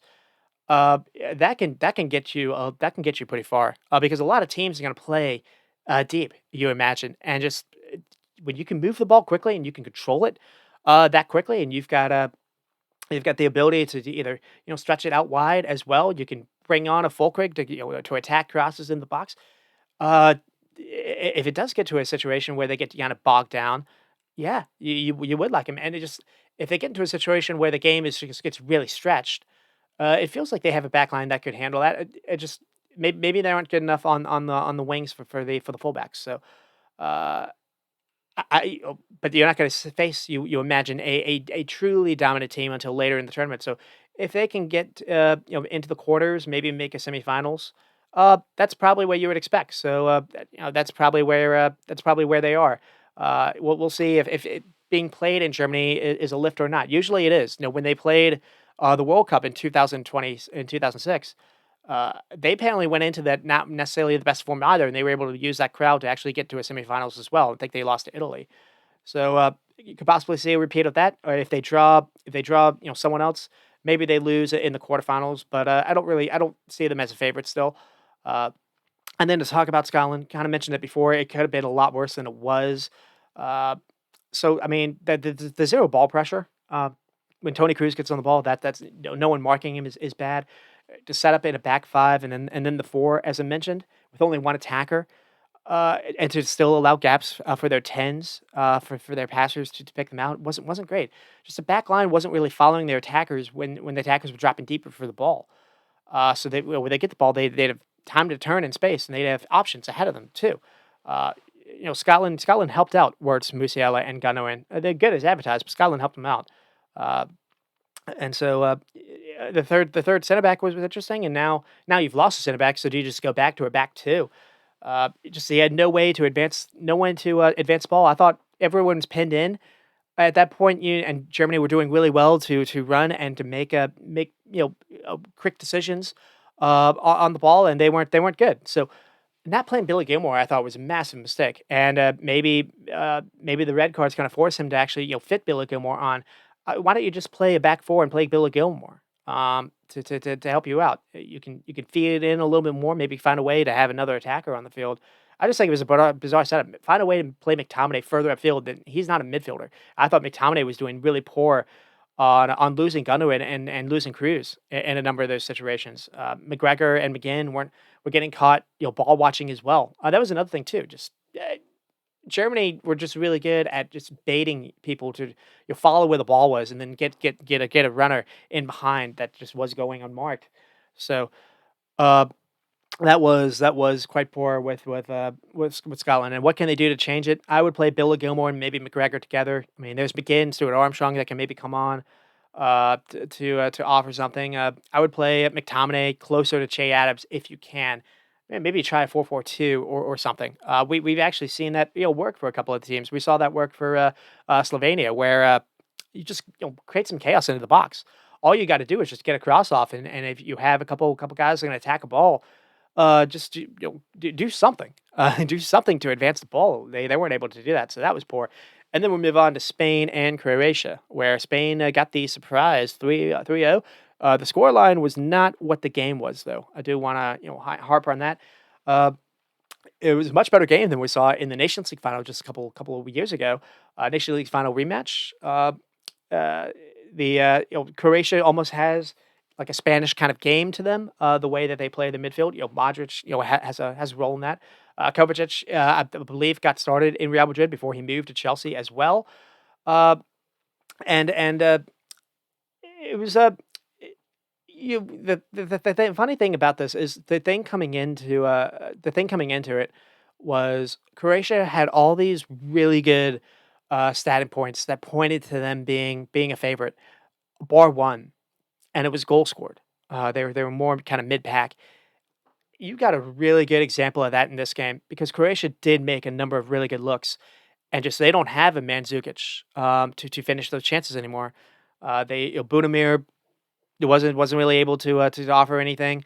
Just so many, Lavar Mayer got on the end of something in the box and hit side netting. There were a couple really good saves also by Unai Simon. He also made a mistake as well, which I'll get to. But this game could have been 3-2. It could have been a lot tighter than it was, and that's either a testament to how good Croatia can still be, or maybe Spain it can be a little susceptible, kind of in defense. Well, I don't really know where I side on that. Uh, I did pick Spain to win, so at least them looking good versus another team that I thought would be a contender. Normally that would make me double down, but just I do have a little concerns after watching this, also with the injuries. So to get started, we did get the first goal with Morata, and it comes at a time when it felt like the first 10 minutes Spain were all over Croatia. The pressing was unbelievable. Croatia were really really struggling with that, and they're turning the ball over. And Spain were creating a couple really dangerous moments. And then after that, there was like a 5-6 minute stretch where you thought Croatia had finally grown into the game. You talk about the Croatia's midfield. Croatia's center backs were amazing on the ball. After that point, they were really good with standing pressure, really good at they weren't really going anywhere offensively, but they were really good. They were just keeping the ball, and that it tires the legs out. Eventually, you get to a point where you don't really want to press anymore, and then you can advance the ball forward. Uh, it felt like they had gotten into a situation where they had settled in, and then out of nowhere, Croatia try to go long, and Spain were able to defend it. They win the header, and then I think it's Rodri has like a nice little touch to find Fabian Ruiz, and he looks up and he sees there's a bit of a high line, and Croatia's two center backs are really spread out apart, and Morata is making a run in between them, and it's a perfect through ball by Fabian Ruiz to find Morata's run, and then Morata does what people were wondering about. He's able to finish the 1v1 chance really really well, uh, and just the unique thing about it as well is when Morata gets the ball, you also have Nico Williams alongside him and Yamal. You also have Pedri a little bit behind him. You have running options everywhere when Fabian Ruiz gets the ball. That's not a Spain side that we've seen in the past few years. So that's the reason why I like them coming into the tournament. It is a different Spain team.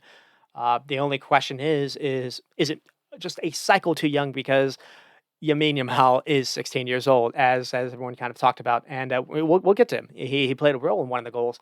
So and Morata is again he isn't everyone's cup of tea, but I really do like him.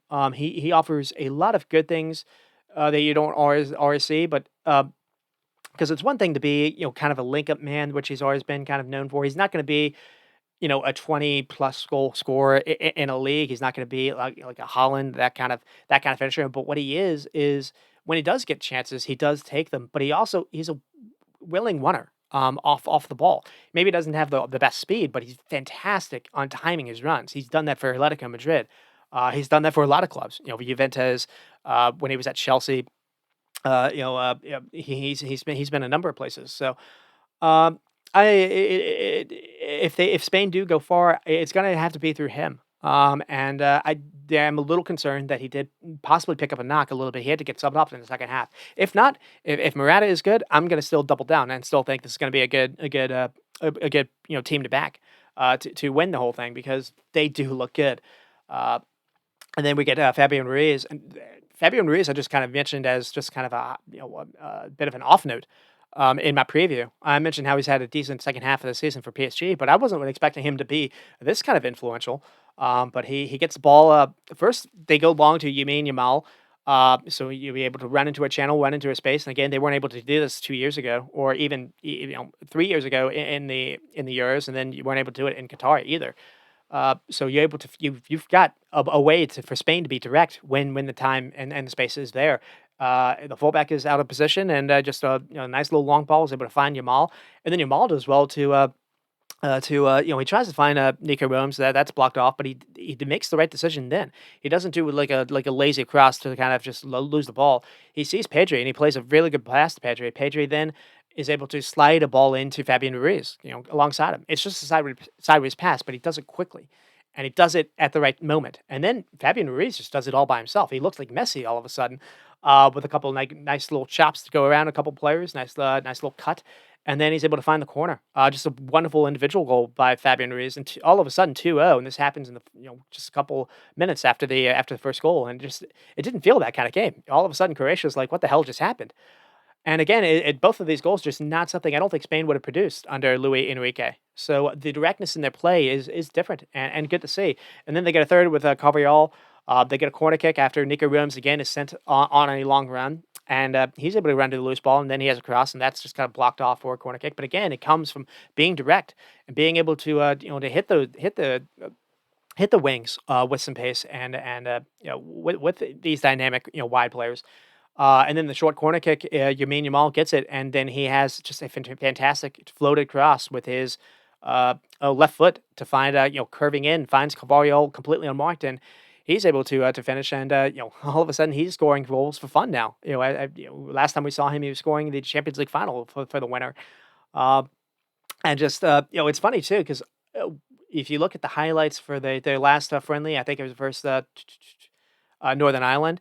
Lamine Yamal had the exact same kind of cross, the exact same kind of floater. I think for that it would have been Alvaro Morata, but it seems like he's got that kind of locker, that kind of cross or that kind of play in his locker. And again, he's just 16 years old. He doesn't look like he's 16. He just played a full season really for Barcelona. I mean, his body can obviously handle the physicality of this kind of level, and man, does he look! He looks like a senior. I mentioned how Neymar. Maybe that's he's not necessarily there yet, but he almost looks like Riyad Mahrez. Of Leicester. Prime. Example of him. Just he is a lot of fun to watch, and for only being 16, again, you almost have to ignore that. He's not playing because it's a cool story. Um, he's playing because he helps them, and there you go. He plays a role in the goal, and after that, Croatia also had moments to get back into the game. So we have a Gvardiol Gvardiol gets high on the field, and he has a cross that nearly reaches across the goal, and then Brozovic has a shot that's saved, and then that's when Meyer misfires. And then Spain nearly get a fourth after Pedri and Nico Williams kind of move the ball upfield on a counter. So this is in the second half. Pedri is able to feed in Yamin Yamal, and he just stopped by a great goalkeeping save by Livakovic. But this was when it looked like Morata possibly got hurt, and Morata had to go off after that. And then we have a chance for Croatia where Kovacic has a nice little play to just keep the ball alive in the box. He has a cutback ball to find Stanisic, and it's denied by Mark Cucurella having a slide to block it from close distance. And then I think the keeper's able to stop Unai Simon.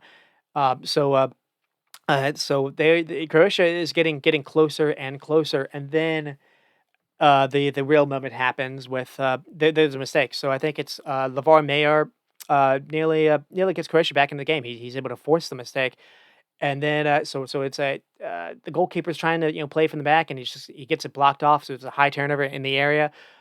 It looks like Petrovic, who's just come on, is going to have a chance to to get a goal, make it 3-1 with a lot of time left. And Rodri sticks out a leg, and Petrovic makes a bit of a meal of it, but there is contact. The PK is rewarded. It could have been a red, and had that happened, that would have been 3 games for Rodri. You would have had to look at Spain differently at that point.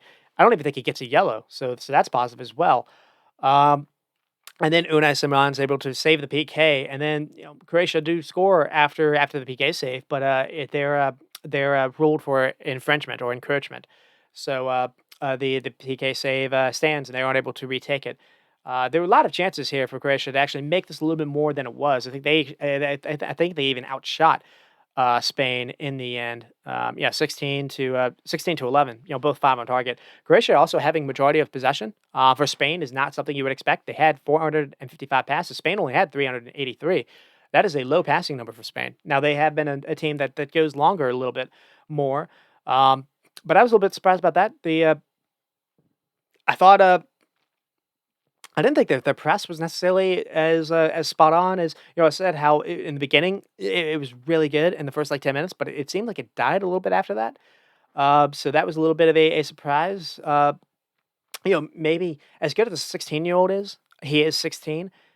Can teams maybe look at that? Maybe he's not going to be. Maybe you can catch him a little bit defensively. I don't necessarily know. There was one moment when Gavardio was able to make a run on the overlap that gave them a lot of fits. Croatia should have scored in this, and Yamin Lamal didn't track him. You're not going to necessarily go with the kid too much, but just some of that came into it. I mean, they went with Gavardio Le Normad, a defender of Real Sociedad, then Nacho. So no Laporte. Laporte's injured, so does that show up or not? Mark Cucurella doesn't necessarily give me a lot of confidence. He played good, he played a well game in here, but that's still kind of a shaky. I was surprised it's not Alex Grimaldo, and then Rodri, and then you have Lamal. I mean, it's a very attack-minded lineup. You have Rodri almost by himself, almost like what Man City do, and then you have him Lamal, Pedri, Fabian Ruiz. Fabian Ruiz can sometimes be next to him, and then Nico Williams, and then Morata. Pedri was very, very good, but he was also roughed up, and so that's the only thing I was a little worried about. And then with Croatia, you had Stanisic, Sutato, Pornograssi, and then Gvardiol. So that's not a surprise. I don't recognize the center backs. Stanisic played for Leverkusen this past season. Then Brozovic, Krovic, and Modric. Modric had to get subbed off relatively early in the game. And then Meyer, Budimir, and Kramicic. Kramaric was their leading scorer. So it was surprising to see Budimir actually get the start. I would probably start Pekovic, to be honest. He actually offers you a little more pace. Because the problem that Croatia has is it's one thing to have a lot of that, have a lot of that midfield that is fantastic with the ball at their feet. But at the end of the day, Modric needs someone to play ahead of him, really. You didn't have anyone making runs for him at all. So Pekovic can offer that. Someone like a Perisic, when he came on, can offer that as well. I would probably start Perisic in their next game. I guess maybe it's possibly versus Italy as well. That becomes a big game as well. They need to probably get a result after Italy was able to beat Albania.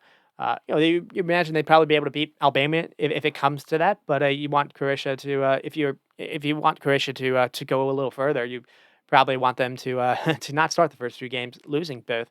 Uh, Lavari Mayar is a good player. I don't really think he's a midfielder to me. He's not really a winger. So they didn't have what Spain had. Croatia lacked the ability to make forward runs. They lacked the ability to be direct. I think that hurt them. So I would probably play Perisic, even though he's up there in age as well. He's still got a motor to him, or Pekovic. Pekovic came on and missed the PK, so that's not great for his confidence. But he at least he was something. I think he was the lead. He was the player that came on and actually beat Brazil in 2022. So and they also have they have that a couple players. They have the player from Atalanta that can come on. That can be like a forward kind of player. I don't really remember his name. So I don't know. The scoreline did feel a little misleading. I was talking Croatia up, and I look a little foolish. But I was also talking Spain up, so I look good there. Uh, but just like the way the game flowed, it did feel the goals kind of came out of nowhere, and then at that point, just Croatia was just kind of shell shocked, and then Croatia was able to get back into the game, and just they weren't able to score. So that's just kind of where we're at. The injury scares do worry me though. For Spain, I would happy to double down and dunk a little bit now, but we'll have to follow that, and also Croatia were able to get some good looks. So for a better team with actual finishers, this probably does look a little bit different. So I don't think it was as dominating as scoreline suggests, as I've said. Uh, and the lack of threat in behind, and defensively they were caught by clever runs as well. So that could be a little bit of a problem.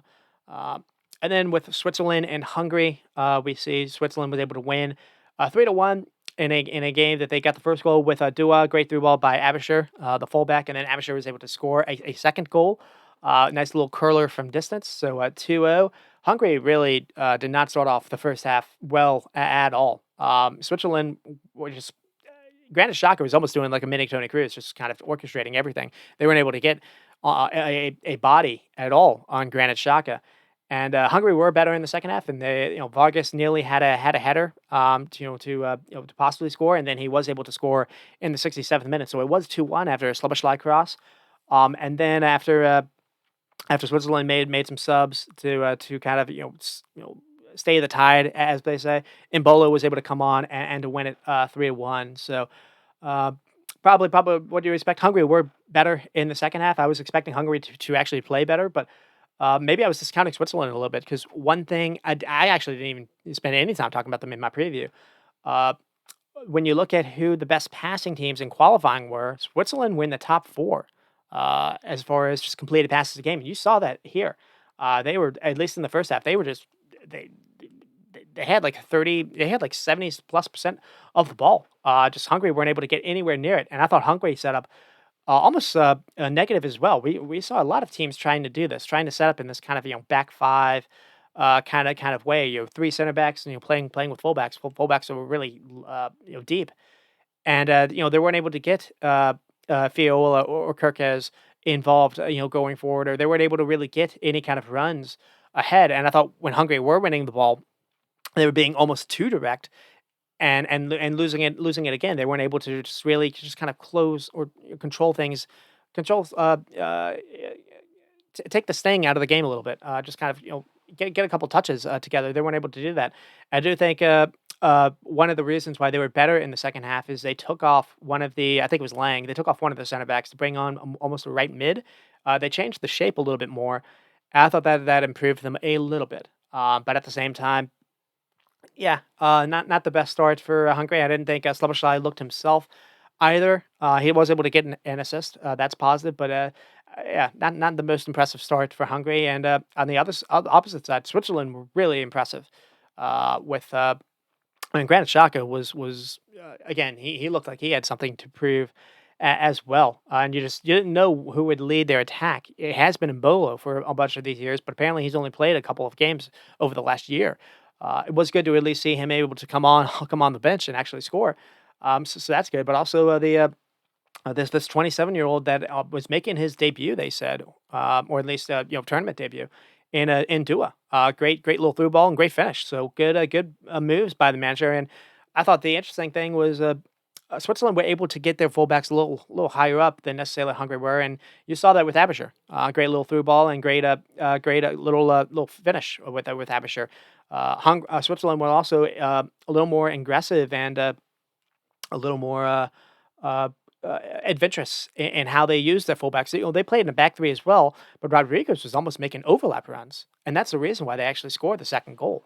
And they were playing. I thought they were playing a little bit of a higher line. I just thought Switzerland were a little more adventurous. They lined up in a very similar way. 3-4, kind of that 2-1 kind of stuff. But they had an ability to be a little more. I thought they pressed a little bit better to win the ball back. I thought they were a little more organized. I thought they defended the transitions well, and I thought they were able to actually get some balls over the top that Hungary weren't able to do. So that's kind of just where. And it was a terrific game. And the funny thing is, it wasn't shown on TV. Fox paid all this money to have the rights for the tournament, and that they're not showing it. So that's kind of unfortunate. Not a lot of shots. Hungary with only 6 shots and 2 on target. Switzerland with 15 and 7. Possession though was 50-50. It was 41% for Hungary in the first half, but it flipped to 59 in the second half. That changed and play that right mid worked. So I'm wondering if we actually see that in the second for their second game. Because they were better in the second half. If Hungary had won, come back to tie this game 2-2, I think it would have been a deserved result, regardless of how good Switzerland were in that first half. So that's kind of just teeing up where we are with them. And let's see. Uh, the one thing that's kind of funny is teams that have been playing a back five, but also been playing just like defending really deep. Scotland, Albania, and Hungary. Now it's just that hasn't really worked out so far in this tournament. Usually that does. We see that not we see that being fine in in tournaments. And one thing I'm going to say is, so far we've seen a lot of shots from distance go in. And I think the ball is better than what we've seen in past tournaments. Sometimes you can play so deep in a block because shots from distance you have that weird spin. Uh, that you usually lifts the ball over the goal for some reason. I don't want to go into its conspiracy, but I've kind of felt like that. Here we've seen a lot of shots go in from distance that have just been hit to perfection. And it's been a fantastic tournament, and it's punished teams that have been trying to be a little more defensive minded. And So that's kind of where we are, and then we move on to Italy and Albania. And uh, this one ends 2-1 with Baremi. Albania scores in the first like 10 seconds in the game. There's just a massive mistake by Demarco, just throwing the ball right to Baremi, and he has a great finish to beat Damier near post. And then Bastoni after Italy take a quick corner kick, and then Nico Barella with a wonderful volley as well. And this is kind of what I'm talking about. This is the kind of goal that I don't think would have gone in a World Cup, or using one of those spinny balls that we've seen in past tournaments, because this has a lot of spin on it as well. He hits this to perfection, outside the boot, kind of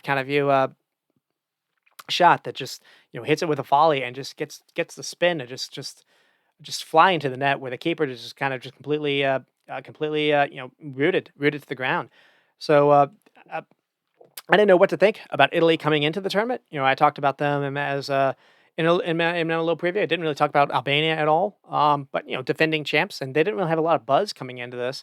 Different team, different manager. No more Chiellini and Bonucci, but they also have a new era of center back starting for them, and it looks like they're going to be as good as Chiellini and Bonucci. So that's one thing for Italy fans to really look forward to, because man, were uh, were Calafiori and Bastoni impressive, and just really, really impressive. But also Chiesa, I didn't know what to expect from him, and he looked otherworldly again. I haven't watched much Italian football this year, but I thought I saw people on Twitter saying, Juventus fans were saying they were a little concerned of the season that he had, because he's running down his contract. He's only got a year left. That he's been offered to a bunch of teams apparently, in England and elsewhere, and there hasn't had been a lot of people jumping at the bit, because people have been worried about that ACL injury. Has it affected his pace? He looked unbelievable. Now it is just Albania, but a human body's a human body. So Chiesa was quite impressive. The I think he had like 4 or 5 consecutive dribbles in the first half. Just creating for fun. He nearly had a worldie of a goal himself, just barely missed on a long shot. He was very good. Barella was surprising in the little bit of a role he had. He almost had like a pivot role, and he was played with Jorginho, and it was a bit of a surprise in that respect, because normally you thought he would be a little forward, a little more further forward. But I mean, Barella is he. Every time I watch him, I don't really watch. Again, I don't watch a lot of Italian football. I don't watch Inter Milan, but the few times that I have, Barella always shows up to me. And it's not a surprise that Barella was long linked to Liverpool with Jurgen Klopp, because he's that kind of pressing engine. He's that kind of a guy that feels like he could run miles for days, but also technically brilliant as well. And I didn't know he could play in this kind of like deeper role, but he was helping with build up. He was helping with Jorginho, and Jorginho was kind of dropping in and doing a little Tony Cruz and Granit Xhaka impression. Jorginho had something like 130 touches in this game, 120 plus passes, and a very high percentage as well. It didn't feel like Jorginho had any kind of misplaced pass, and just it almost feels like you need that. You need someone that can just be calm on the ball, but not just someone that just goes sideways and goes someone that's negative. Someone that moves the ball quickly, but also finds it where you're still getting the ball into a spot where it's still making a defense, or the opposing team react to what you're doing. That's what Jorginho, that's what Tony Cruz and Xhaka are very good at doing. That's where someone like a Rice just struggles to kind of go back and piggyback, or bully Declan Rice again.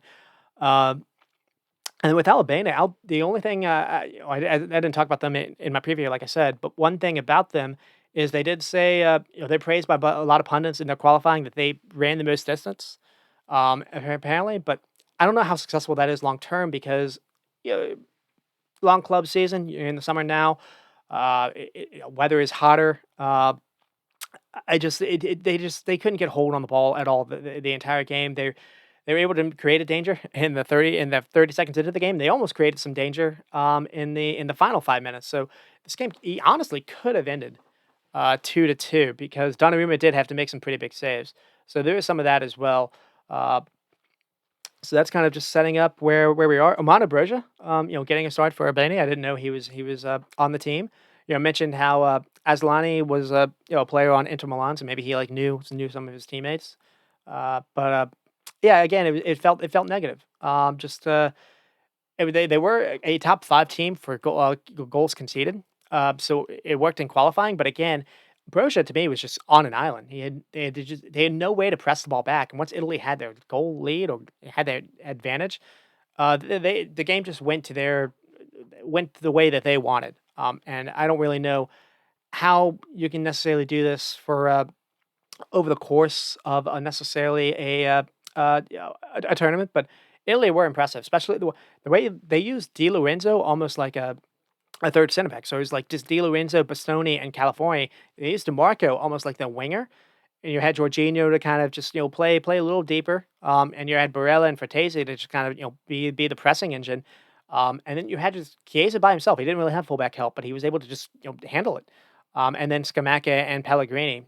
It's felt like Pellegrino was playing a little deeper as well, and you had DeMarco kind of to be your wing and to be your width. Uh, I don't really know how much this would work necessarily versus better teams, but it did feel up. The setup was similar to what Germany did, without a Wirtz and a Musiala. Uh, but the way they played Demarco was similar to how Millistat played. The way Jorginho played was similar to what Tony Cruz did. Now, you didn't see the long switches that Tony Cruz offers with that, but you did see that the high passing that Jorginho offers. Uh, Scamacca was maybe the only kind of negative would be, Scamacca was, I thought, very positive in the first half. I thought he was a little a visible, little uh, uh, went, yeah, invisible is probably the good word. Just it didn't feel like he was making the kind of runs that you would have wanted to kind of kill the game off because Italy could have killed the game off. The keeper for Albania made a lot of good saves in the first half or like early second half, but after that, Italy didn't cause a whole lot of trouble after that, and there was a one goal lead is a little scary, and it did get to a point where Donnarumma did have to make some pretty big saves. Uh, uh, there was a player that came on for Albania in the at halftime, or not at halftime, in late in the second half. The Manaj, the sub, he was able to get behind either Bastoni or Califoria a couple of times, and it was nearly a problem. So, to stick on with Italy, I do want to say it was they weren't necessarily going for the win to going for the second goal, but they did put on a click to how to kill the game off. Because the first 10-20 minutes this game really was bonkers. There's transitions, there was pressing, there was lots of running, there was lots of directness, there was lots of end-to-end action, and then Italy just kind of set up shop, and they were able to prevent those transitions. By anytime they lost the ball, the counter press was spot on. So that was impressive, and they were just able to tire Albania's legs, chasing the ball. Perfect situation for Jorginho to dominate in that situation. Also, with Nico Barella having that different role, that worked out as well. But really, I mentioned how all those attacking players, and mentioned Jorginho with his stats, but Califoy and Bastoni with the back two with Jorginho, that was impressive. That was an impressive spot showing by Califoy, especially. Bastoni gets the goal, but I thought Califoy was unbelievable with the ball. 6'4", looks like he can play on the wing. He's got some pace to him. Not necessarily on the wing, but play in a fullback role if you need to. Looks like he could do that inverted stuff in midfield if you need to. He almost looks like a John Stones. He's just unbelievable with the ball at his feet. And just looks so calm.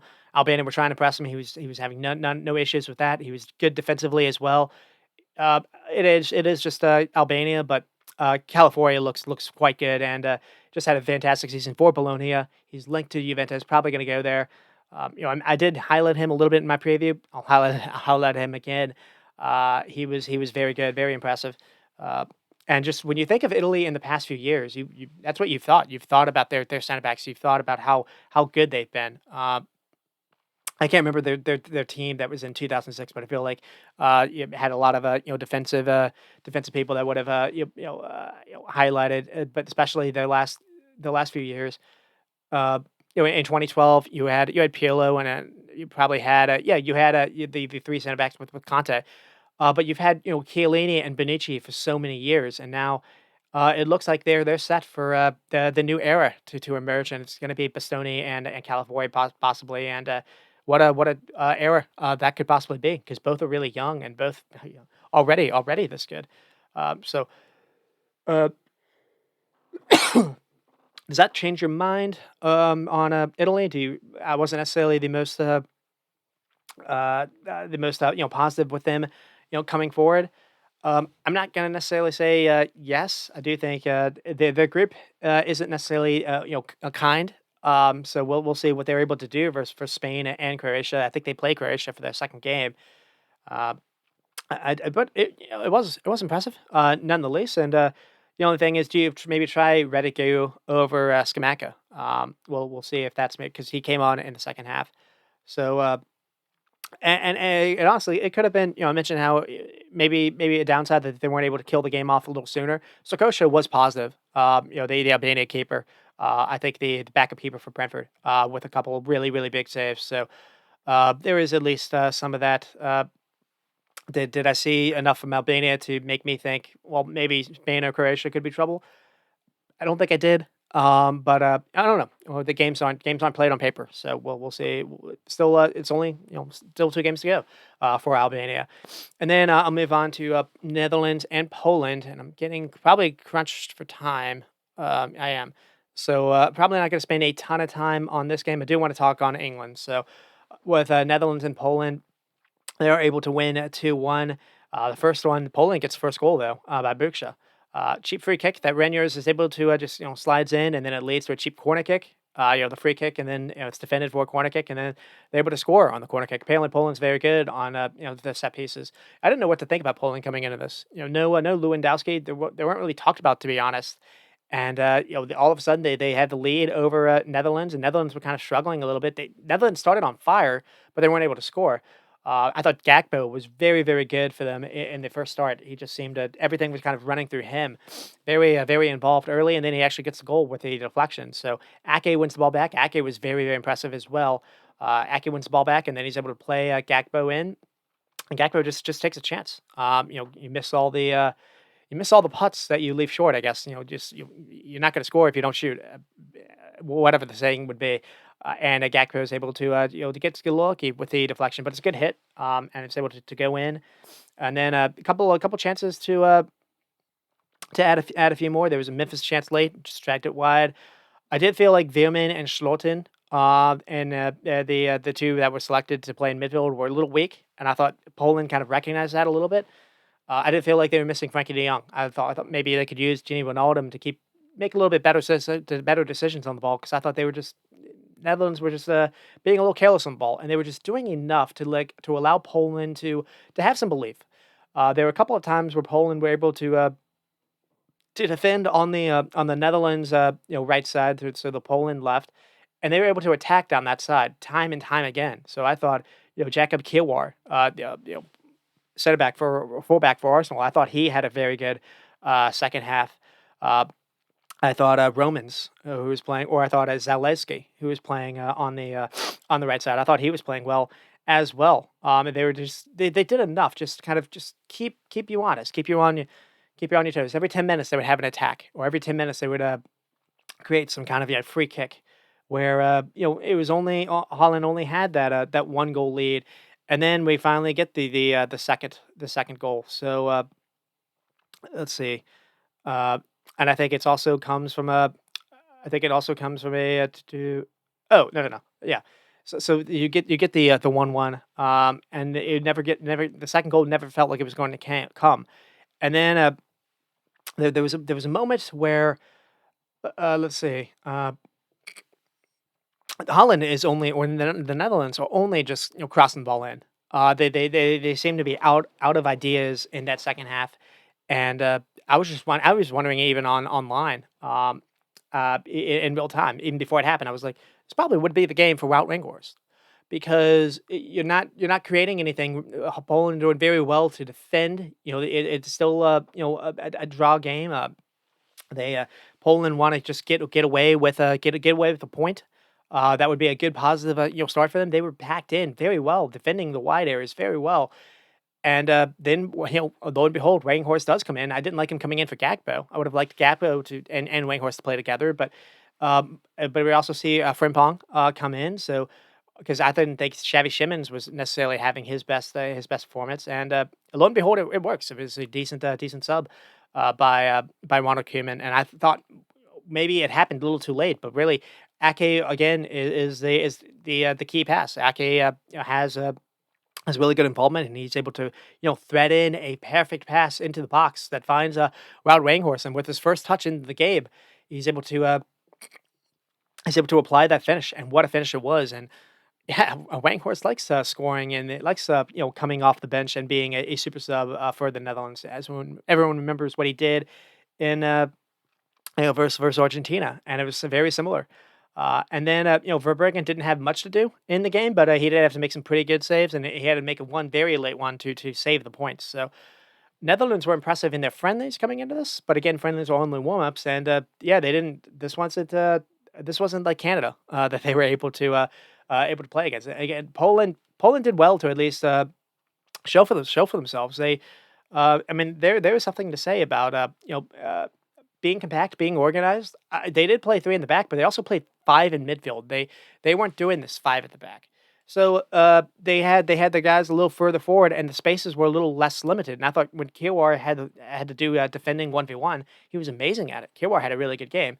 Uh, so I thought Sunday was a little bit better for back threes because we saw Slovenia.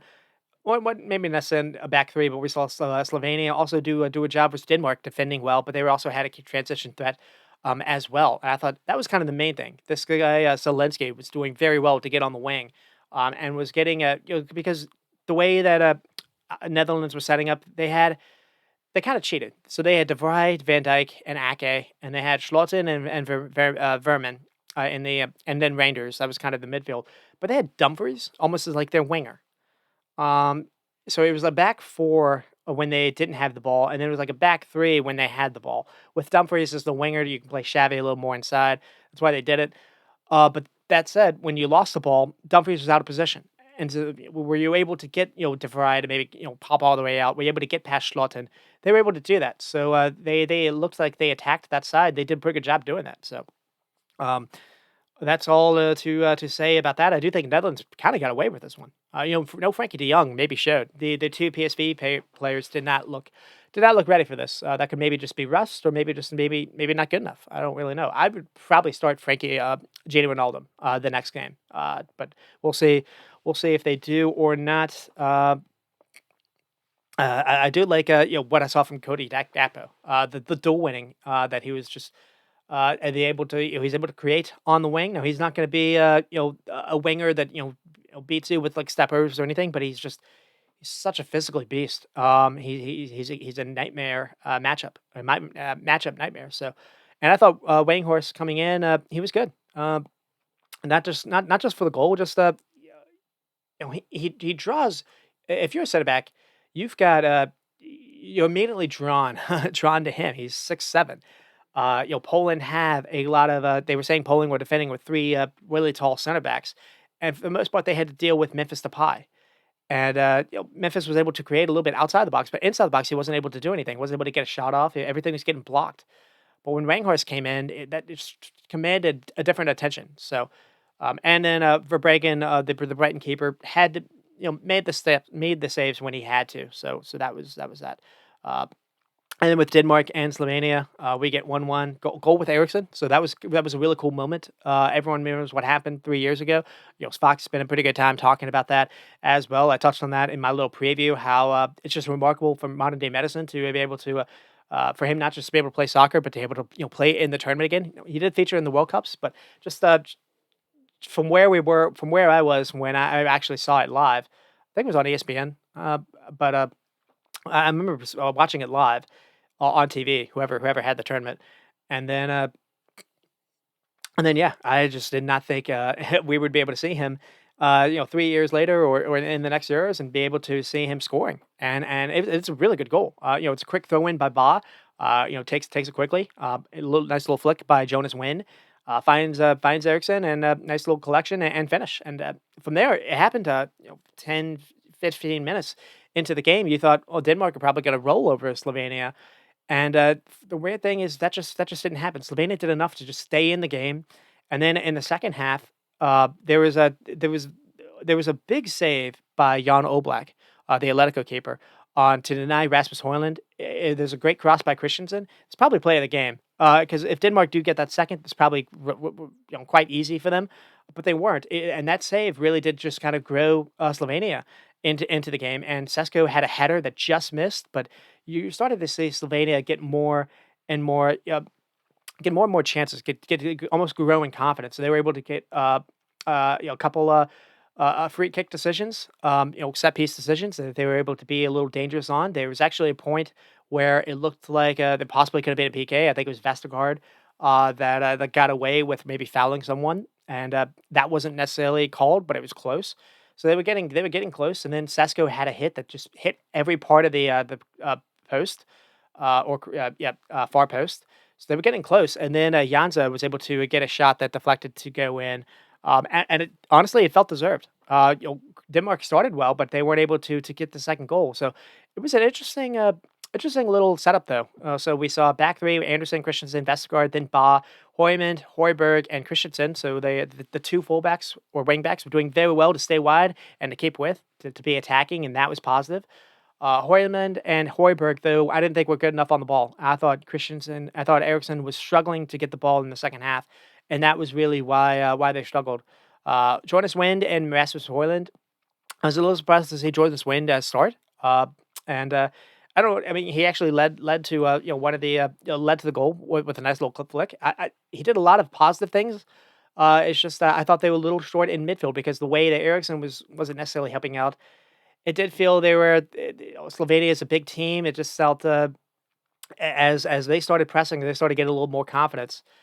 It just seemed they they were a little weak a little bit in midfield. I was surprised we didn't see Christian Norgard start for Denmark. I was surprised we didn't see Jensen on Brentford also get a start over Horberg. I didn't think he had his best game.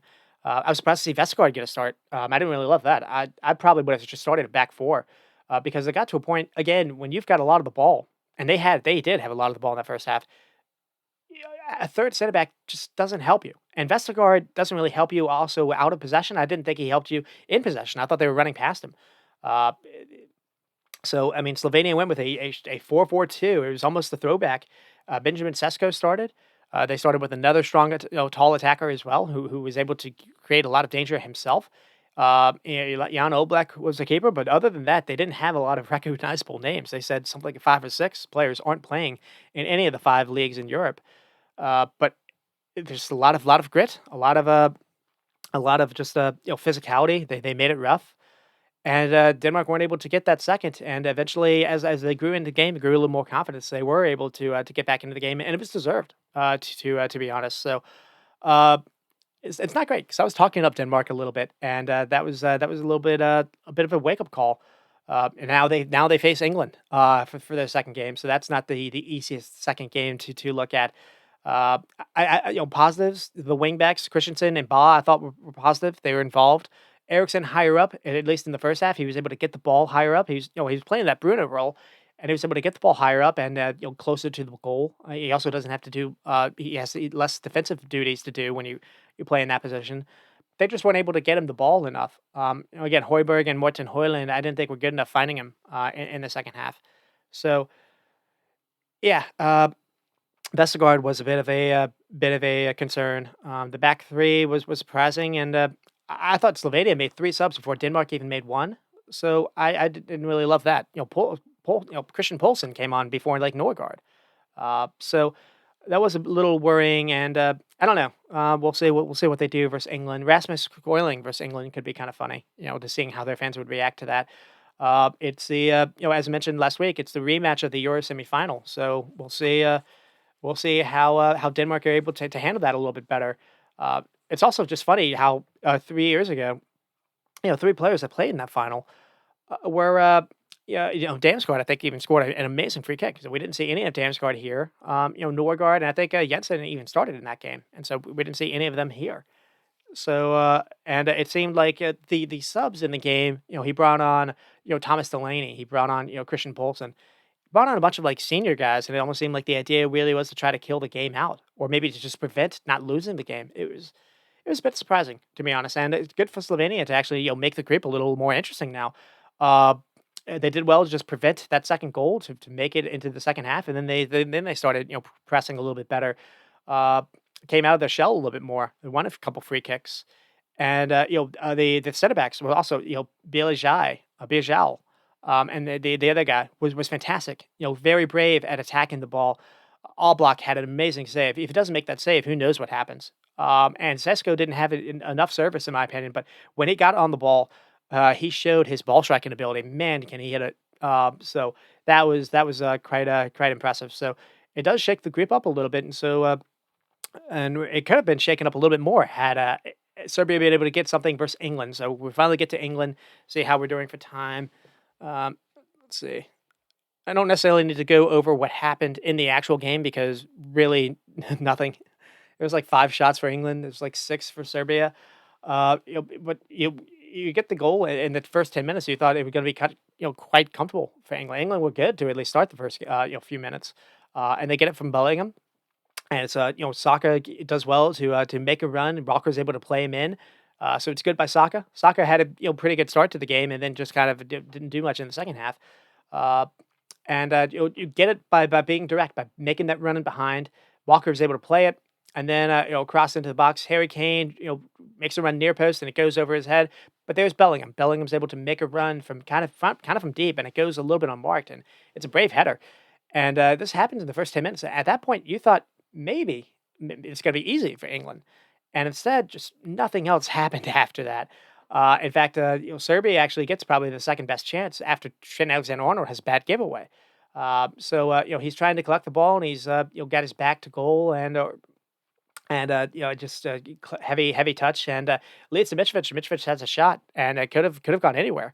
Uh, and so that wasn't great. And then there was a chance for England to have a breakaway. I think Trent does a really good job to block a pass, and England were able to break, have a little transition moment, and Kyle Walker leads it, and that's unfortunate for England because Kyle Walker has a lot of attributes to his game, a lot of pace, not a lot of brains, and just he doesn't have the best decision. And has a pass, just basically goes out of bounds, goes to nowhere. The halftime thought was just Bellingham was so involved, and it was weird because he was so involved. Was that hurting Harry Kane? Um, Harry Kane had like 3 touches. That and you. uh, I don't want to sound like a hypocrite because I've talked about Harry Kane needs to be a number 9. It almost seemed like Southgate told him to be that, but they weren't able to find him at all, and he was just kind of just being there. It was very weird. Also, the way that England lined up was not ideal, and that was a bit of a story as well. I mean, just and so we saw Walker, Stones, Gahey, and Trippier. That wasn't a surprise. We saw Alexander Arnold and Rice. That wasn't a surprise, and we saw Jude, and then Saka, Kane, and Foden. And none of it was surprising, but it didn't look right from the start. So let's get started. Walker is a right back. Trent Alexander-Arnold is a right back. Trippier is a right back. You don't have a left back out there. You're playing 3 right backs. Um, Stones, Gahey, and Rice. I'm going to include Rice as almost like a center back. You don't really have anyone that's just and not necessarily a number 6. You don't have anyone that's just a center midfielder that it just recognizes how to play the position really. You have Jude, who basically played as a false 9 for Real Madrid. Can play as an 8, can play any kind of position you want. But him and Kane, almost like your 9s. Foden is a 10 with a left foot, and you're playing him on the left. You're not asking Foden to cut in and run to the byline to get a cross off. You're asking Foden to create for you, and Foden can't create with his right foot. It wasn't great because Foden likes cutting onto his left. And so you can't get what Foden offers. And so what was happening is Foden was leaving that spot to kind of just running really deep to be either next to Rice or someone else. And so you never really had anyone on that left spot. Trippier isn't a left back, and you never saw Trippier making those runs. Just England did not have a left side attack in the entire game, and there's some graphics to actually show that. Uh, and just for me, you need runners for Trent Alexander-Arnold to work, and you didn't have that. So, not playing Gordon was a problem, and just you saw the issues just immediately kind of starting up. Also, the way that they started was a bit odd. Walker wasn't really playing a right back; he was almost shifting to be almost a center back, and it almost seemed like Trent Alexander-Arnold had a fullback spot at least in the first like 10 minutes. That's the reason maybe why England were better in the 10 minutes. Uh, but it's just, I think it was a problem for Southgate not to bring in a left-footed center back as well. Just it was very rare how they just ignored one side of the field, and it showed. So let's see how we're doing. See how we are for what happened. The halftime thought, the Fox people talked about how Serbia just did enough to just kind of hang in the game, and the second, not only the second goal not come, it never looks like it was even gonna come. Um, you get went into the halftime, and Serbia had just done enough to at least offer a little scare, but they hadn't necessarily been that great themselves. But the main thing was England were the theme of the broadcast was fluidity. How they liked how Jude didn't have a possession, how Foden didn't have possession, Trent didn't have a possession. Kane, maybe didn't. Kane and it seemed like Rice were the only two that were like asked to actually just have a position really.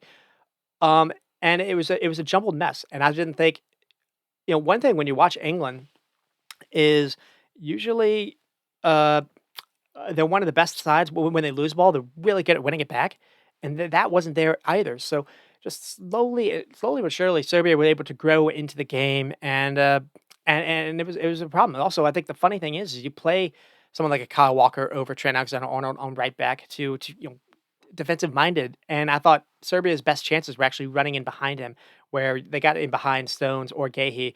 A couple of really dangerous crosses that they were able to get in behind, forced Pickford into some danger. And there was one moment as well when I think Dusan Tadic came on, where he was able to find in, I think it was Jovic feet, and it came after Trippier was Trent Alexander-Arnold had a poor clearance, and then Trippier messed up on the trying to get the rebound, and Tadic was able to get the ball, and he played that killer pass that was missing all game, and Jovic just had a poor touch. If Mitrovic is playing, I think he probably bears this. So I think it was maybe a mistake to take off Mitrovic.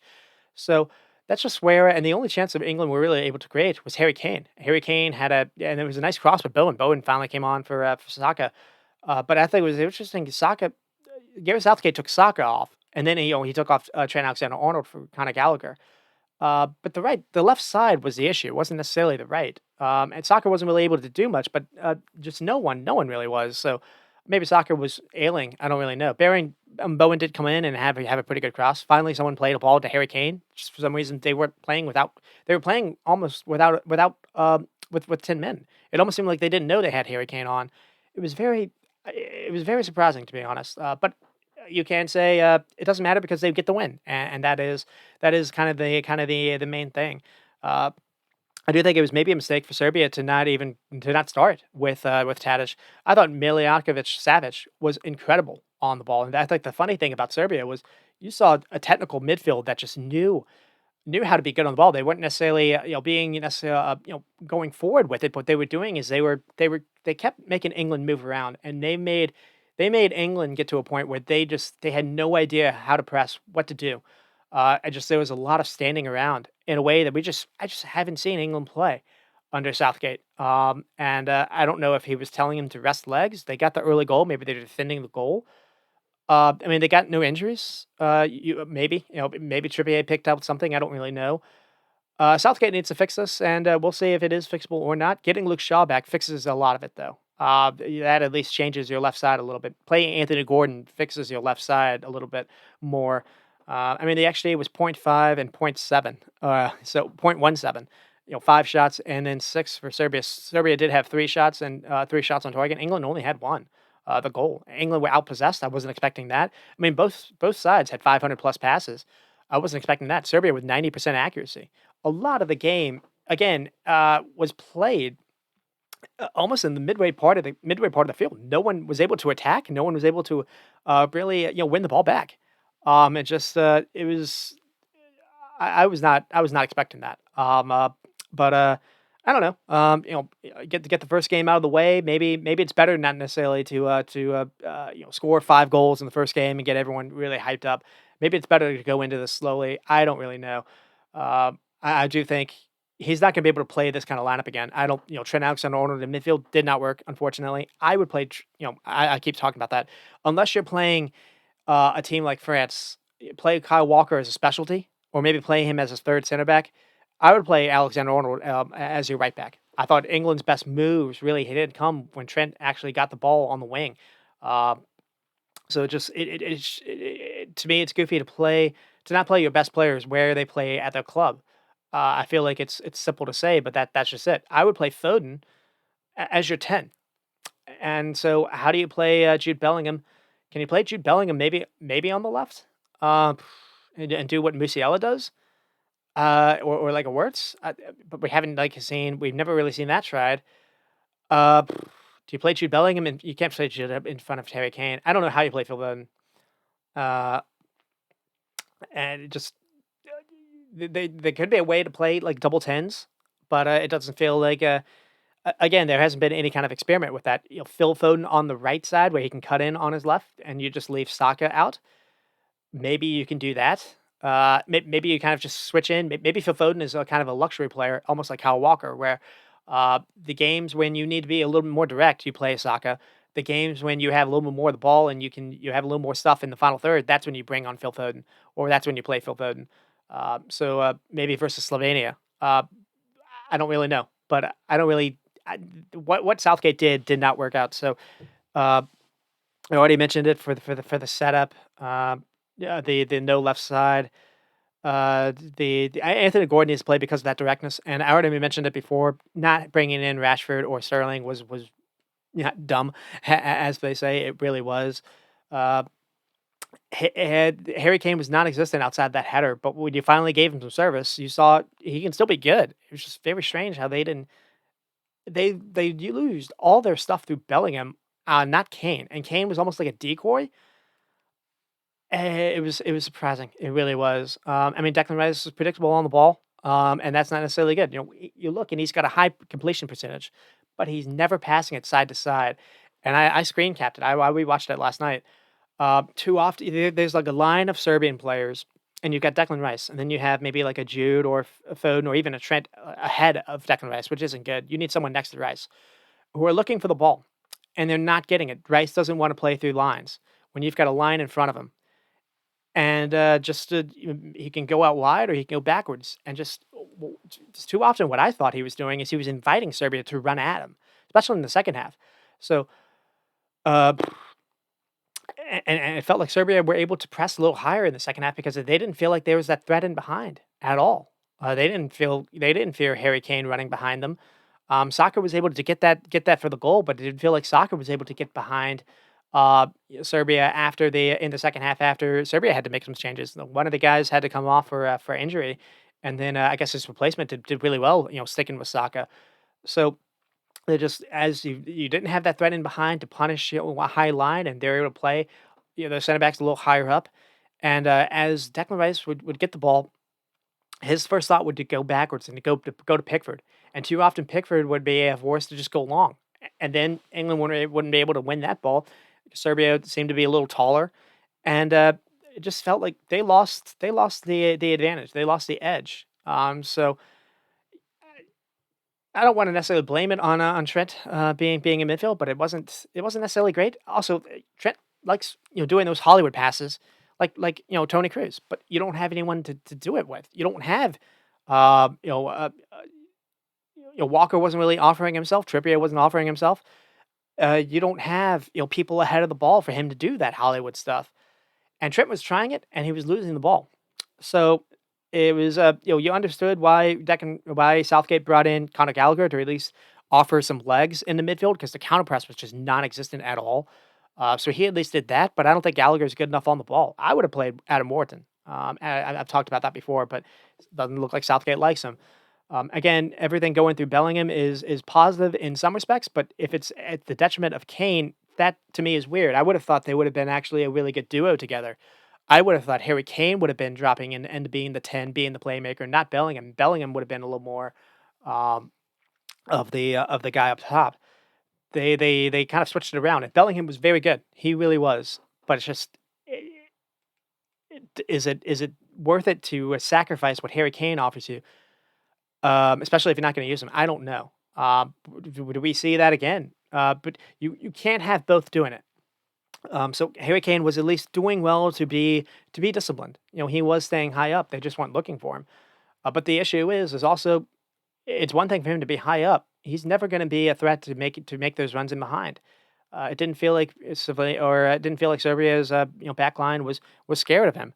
So it wasn't. I was a little surprised by what we saw. So is there something to be positive about? I do think it's the Shaw getting fit. That does change the shape a little bit. So you see that you can. I think you need to play Adam Gordon or Anthony Gordon. As I mentioned, you need to have someone with some pace, someone with directness on that left side, to at least to help you out at all. It was another thing too is Southgate used the two warm-ups to play to kind of experiment a little bit. He gave minutes to Bowen, Watkins, Cole Palmer, Kobe Mano. He tried Konza on the fullbacks. Played Lewis Dunk to give him experience.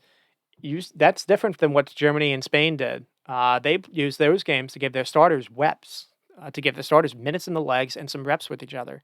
Um, little difference. Maybe one's better or the other. I don't really know. This team looks like they hadn't played together with each other. I mean, when's the last time Foden even played on the left wing? Maybe he did it for Man City at one point, but it feels like Phil Foden usually has license to go wherever he wants. It was so much different. And then with Serbia, they did a good job to at least have the same feeling of a Denmark that Slovenia offered Denmark and that Poland offered, but they just weren't able to make any of it count. Uh, I was surprised that we didn't see Durzan Tadic earlier, and I was surprised we saw Mitrovic come off. I didn't think that was necessarily the best, but they did well. They did well to turn England over. They did well to they had real technical midfielders. They got to a point where England didn't know what to do to turn the ball over, so they just let Serbia have the ball. England kept dropping deeper and deeper, but just Serbia didn't really have any way to kind of punish that. Really, they did well to at least adjust to stop Saka. Saka seemed to be like the only threat that England had on the wing, and they were able to stop that. So that was good for Serbia. But this was a surprise to say the least. But it's only game one. It's only one game into the group, and we'll see what England and Denmark have to offer. That's going to be the blockbuster game, I think, of group of the second round, because it's a game that really both teams need to win. Or I guess England don't need to win. Denmark both teams probably need to get a result or want to get a result, I would say. Uh, but we'll see. Anyways, that's kind of where we are, and thank you for joining. It's kind of hard to do this because actually there's a game going on, and I'm not able to see what Ukraine is doing, but it's not even on TV, so it's okay. I'm not going to be able to do every game of yours, but I think what I'll do is I'll talk about like what the U.S. do every single game. So that's when I'll do a podcast, like I guess 2 days after a U.S. game to kind of do a recap, and then maybe do a mini recap on what's happened. I guess group by group, in the Euros. We'll see how we'll see how that goes. Probably not going to cover the actual Copa tournament. I'll just cover what the U.S. does. Anyways, until then, that'll be kind of just how everything is set it up, and then until then, you stay squatting and stop recording.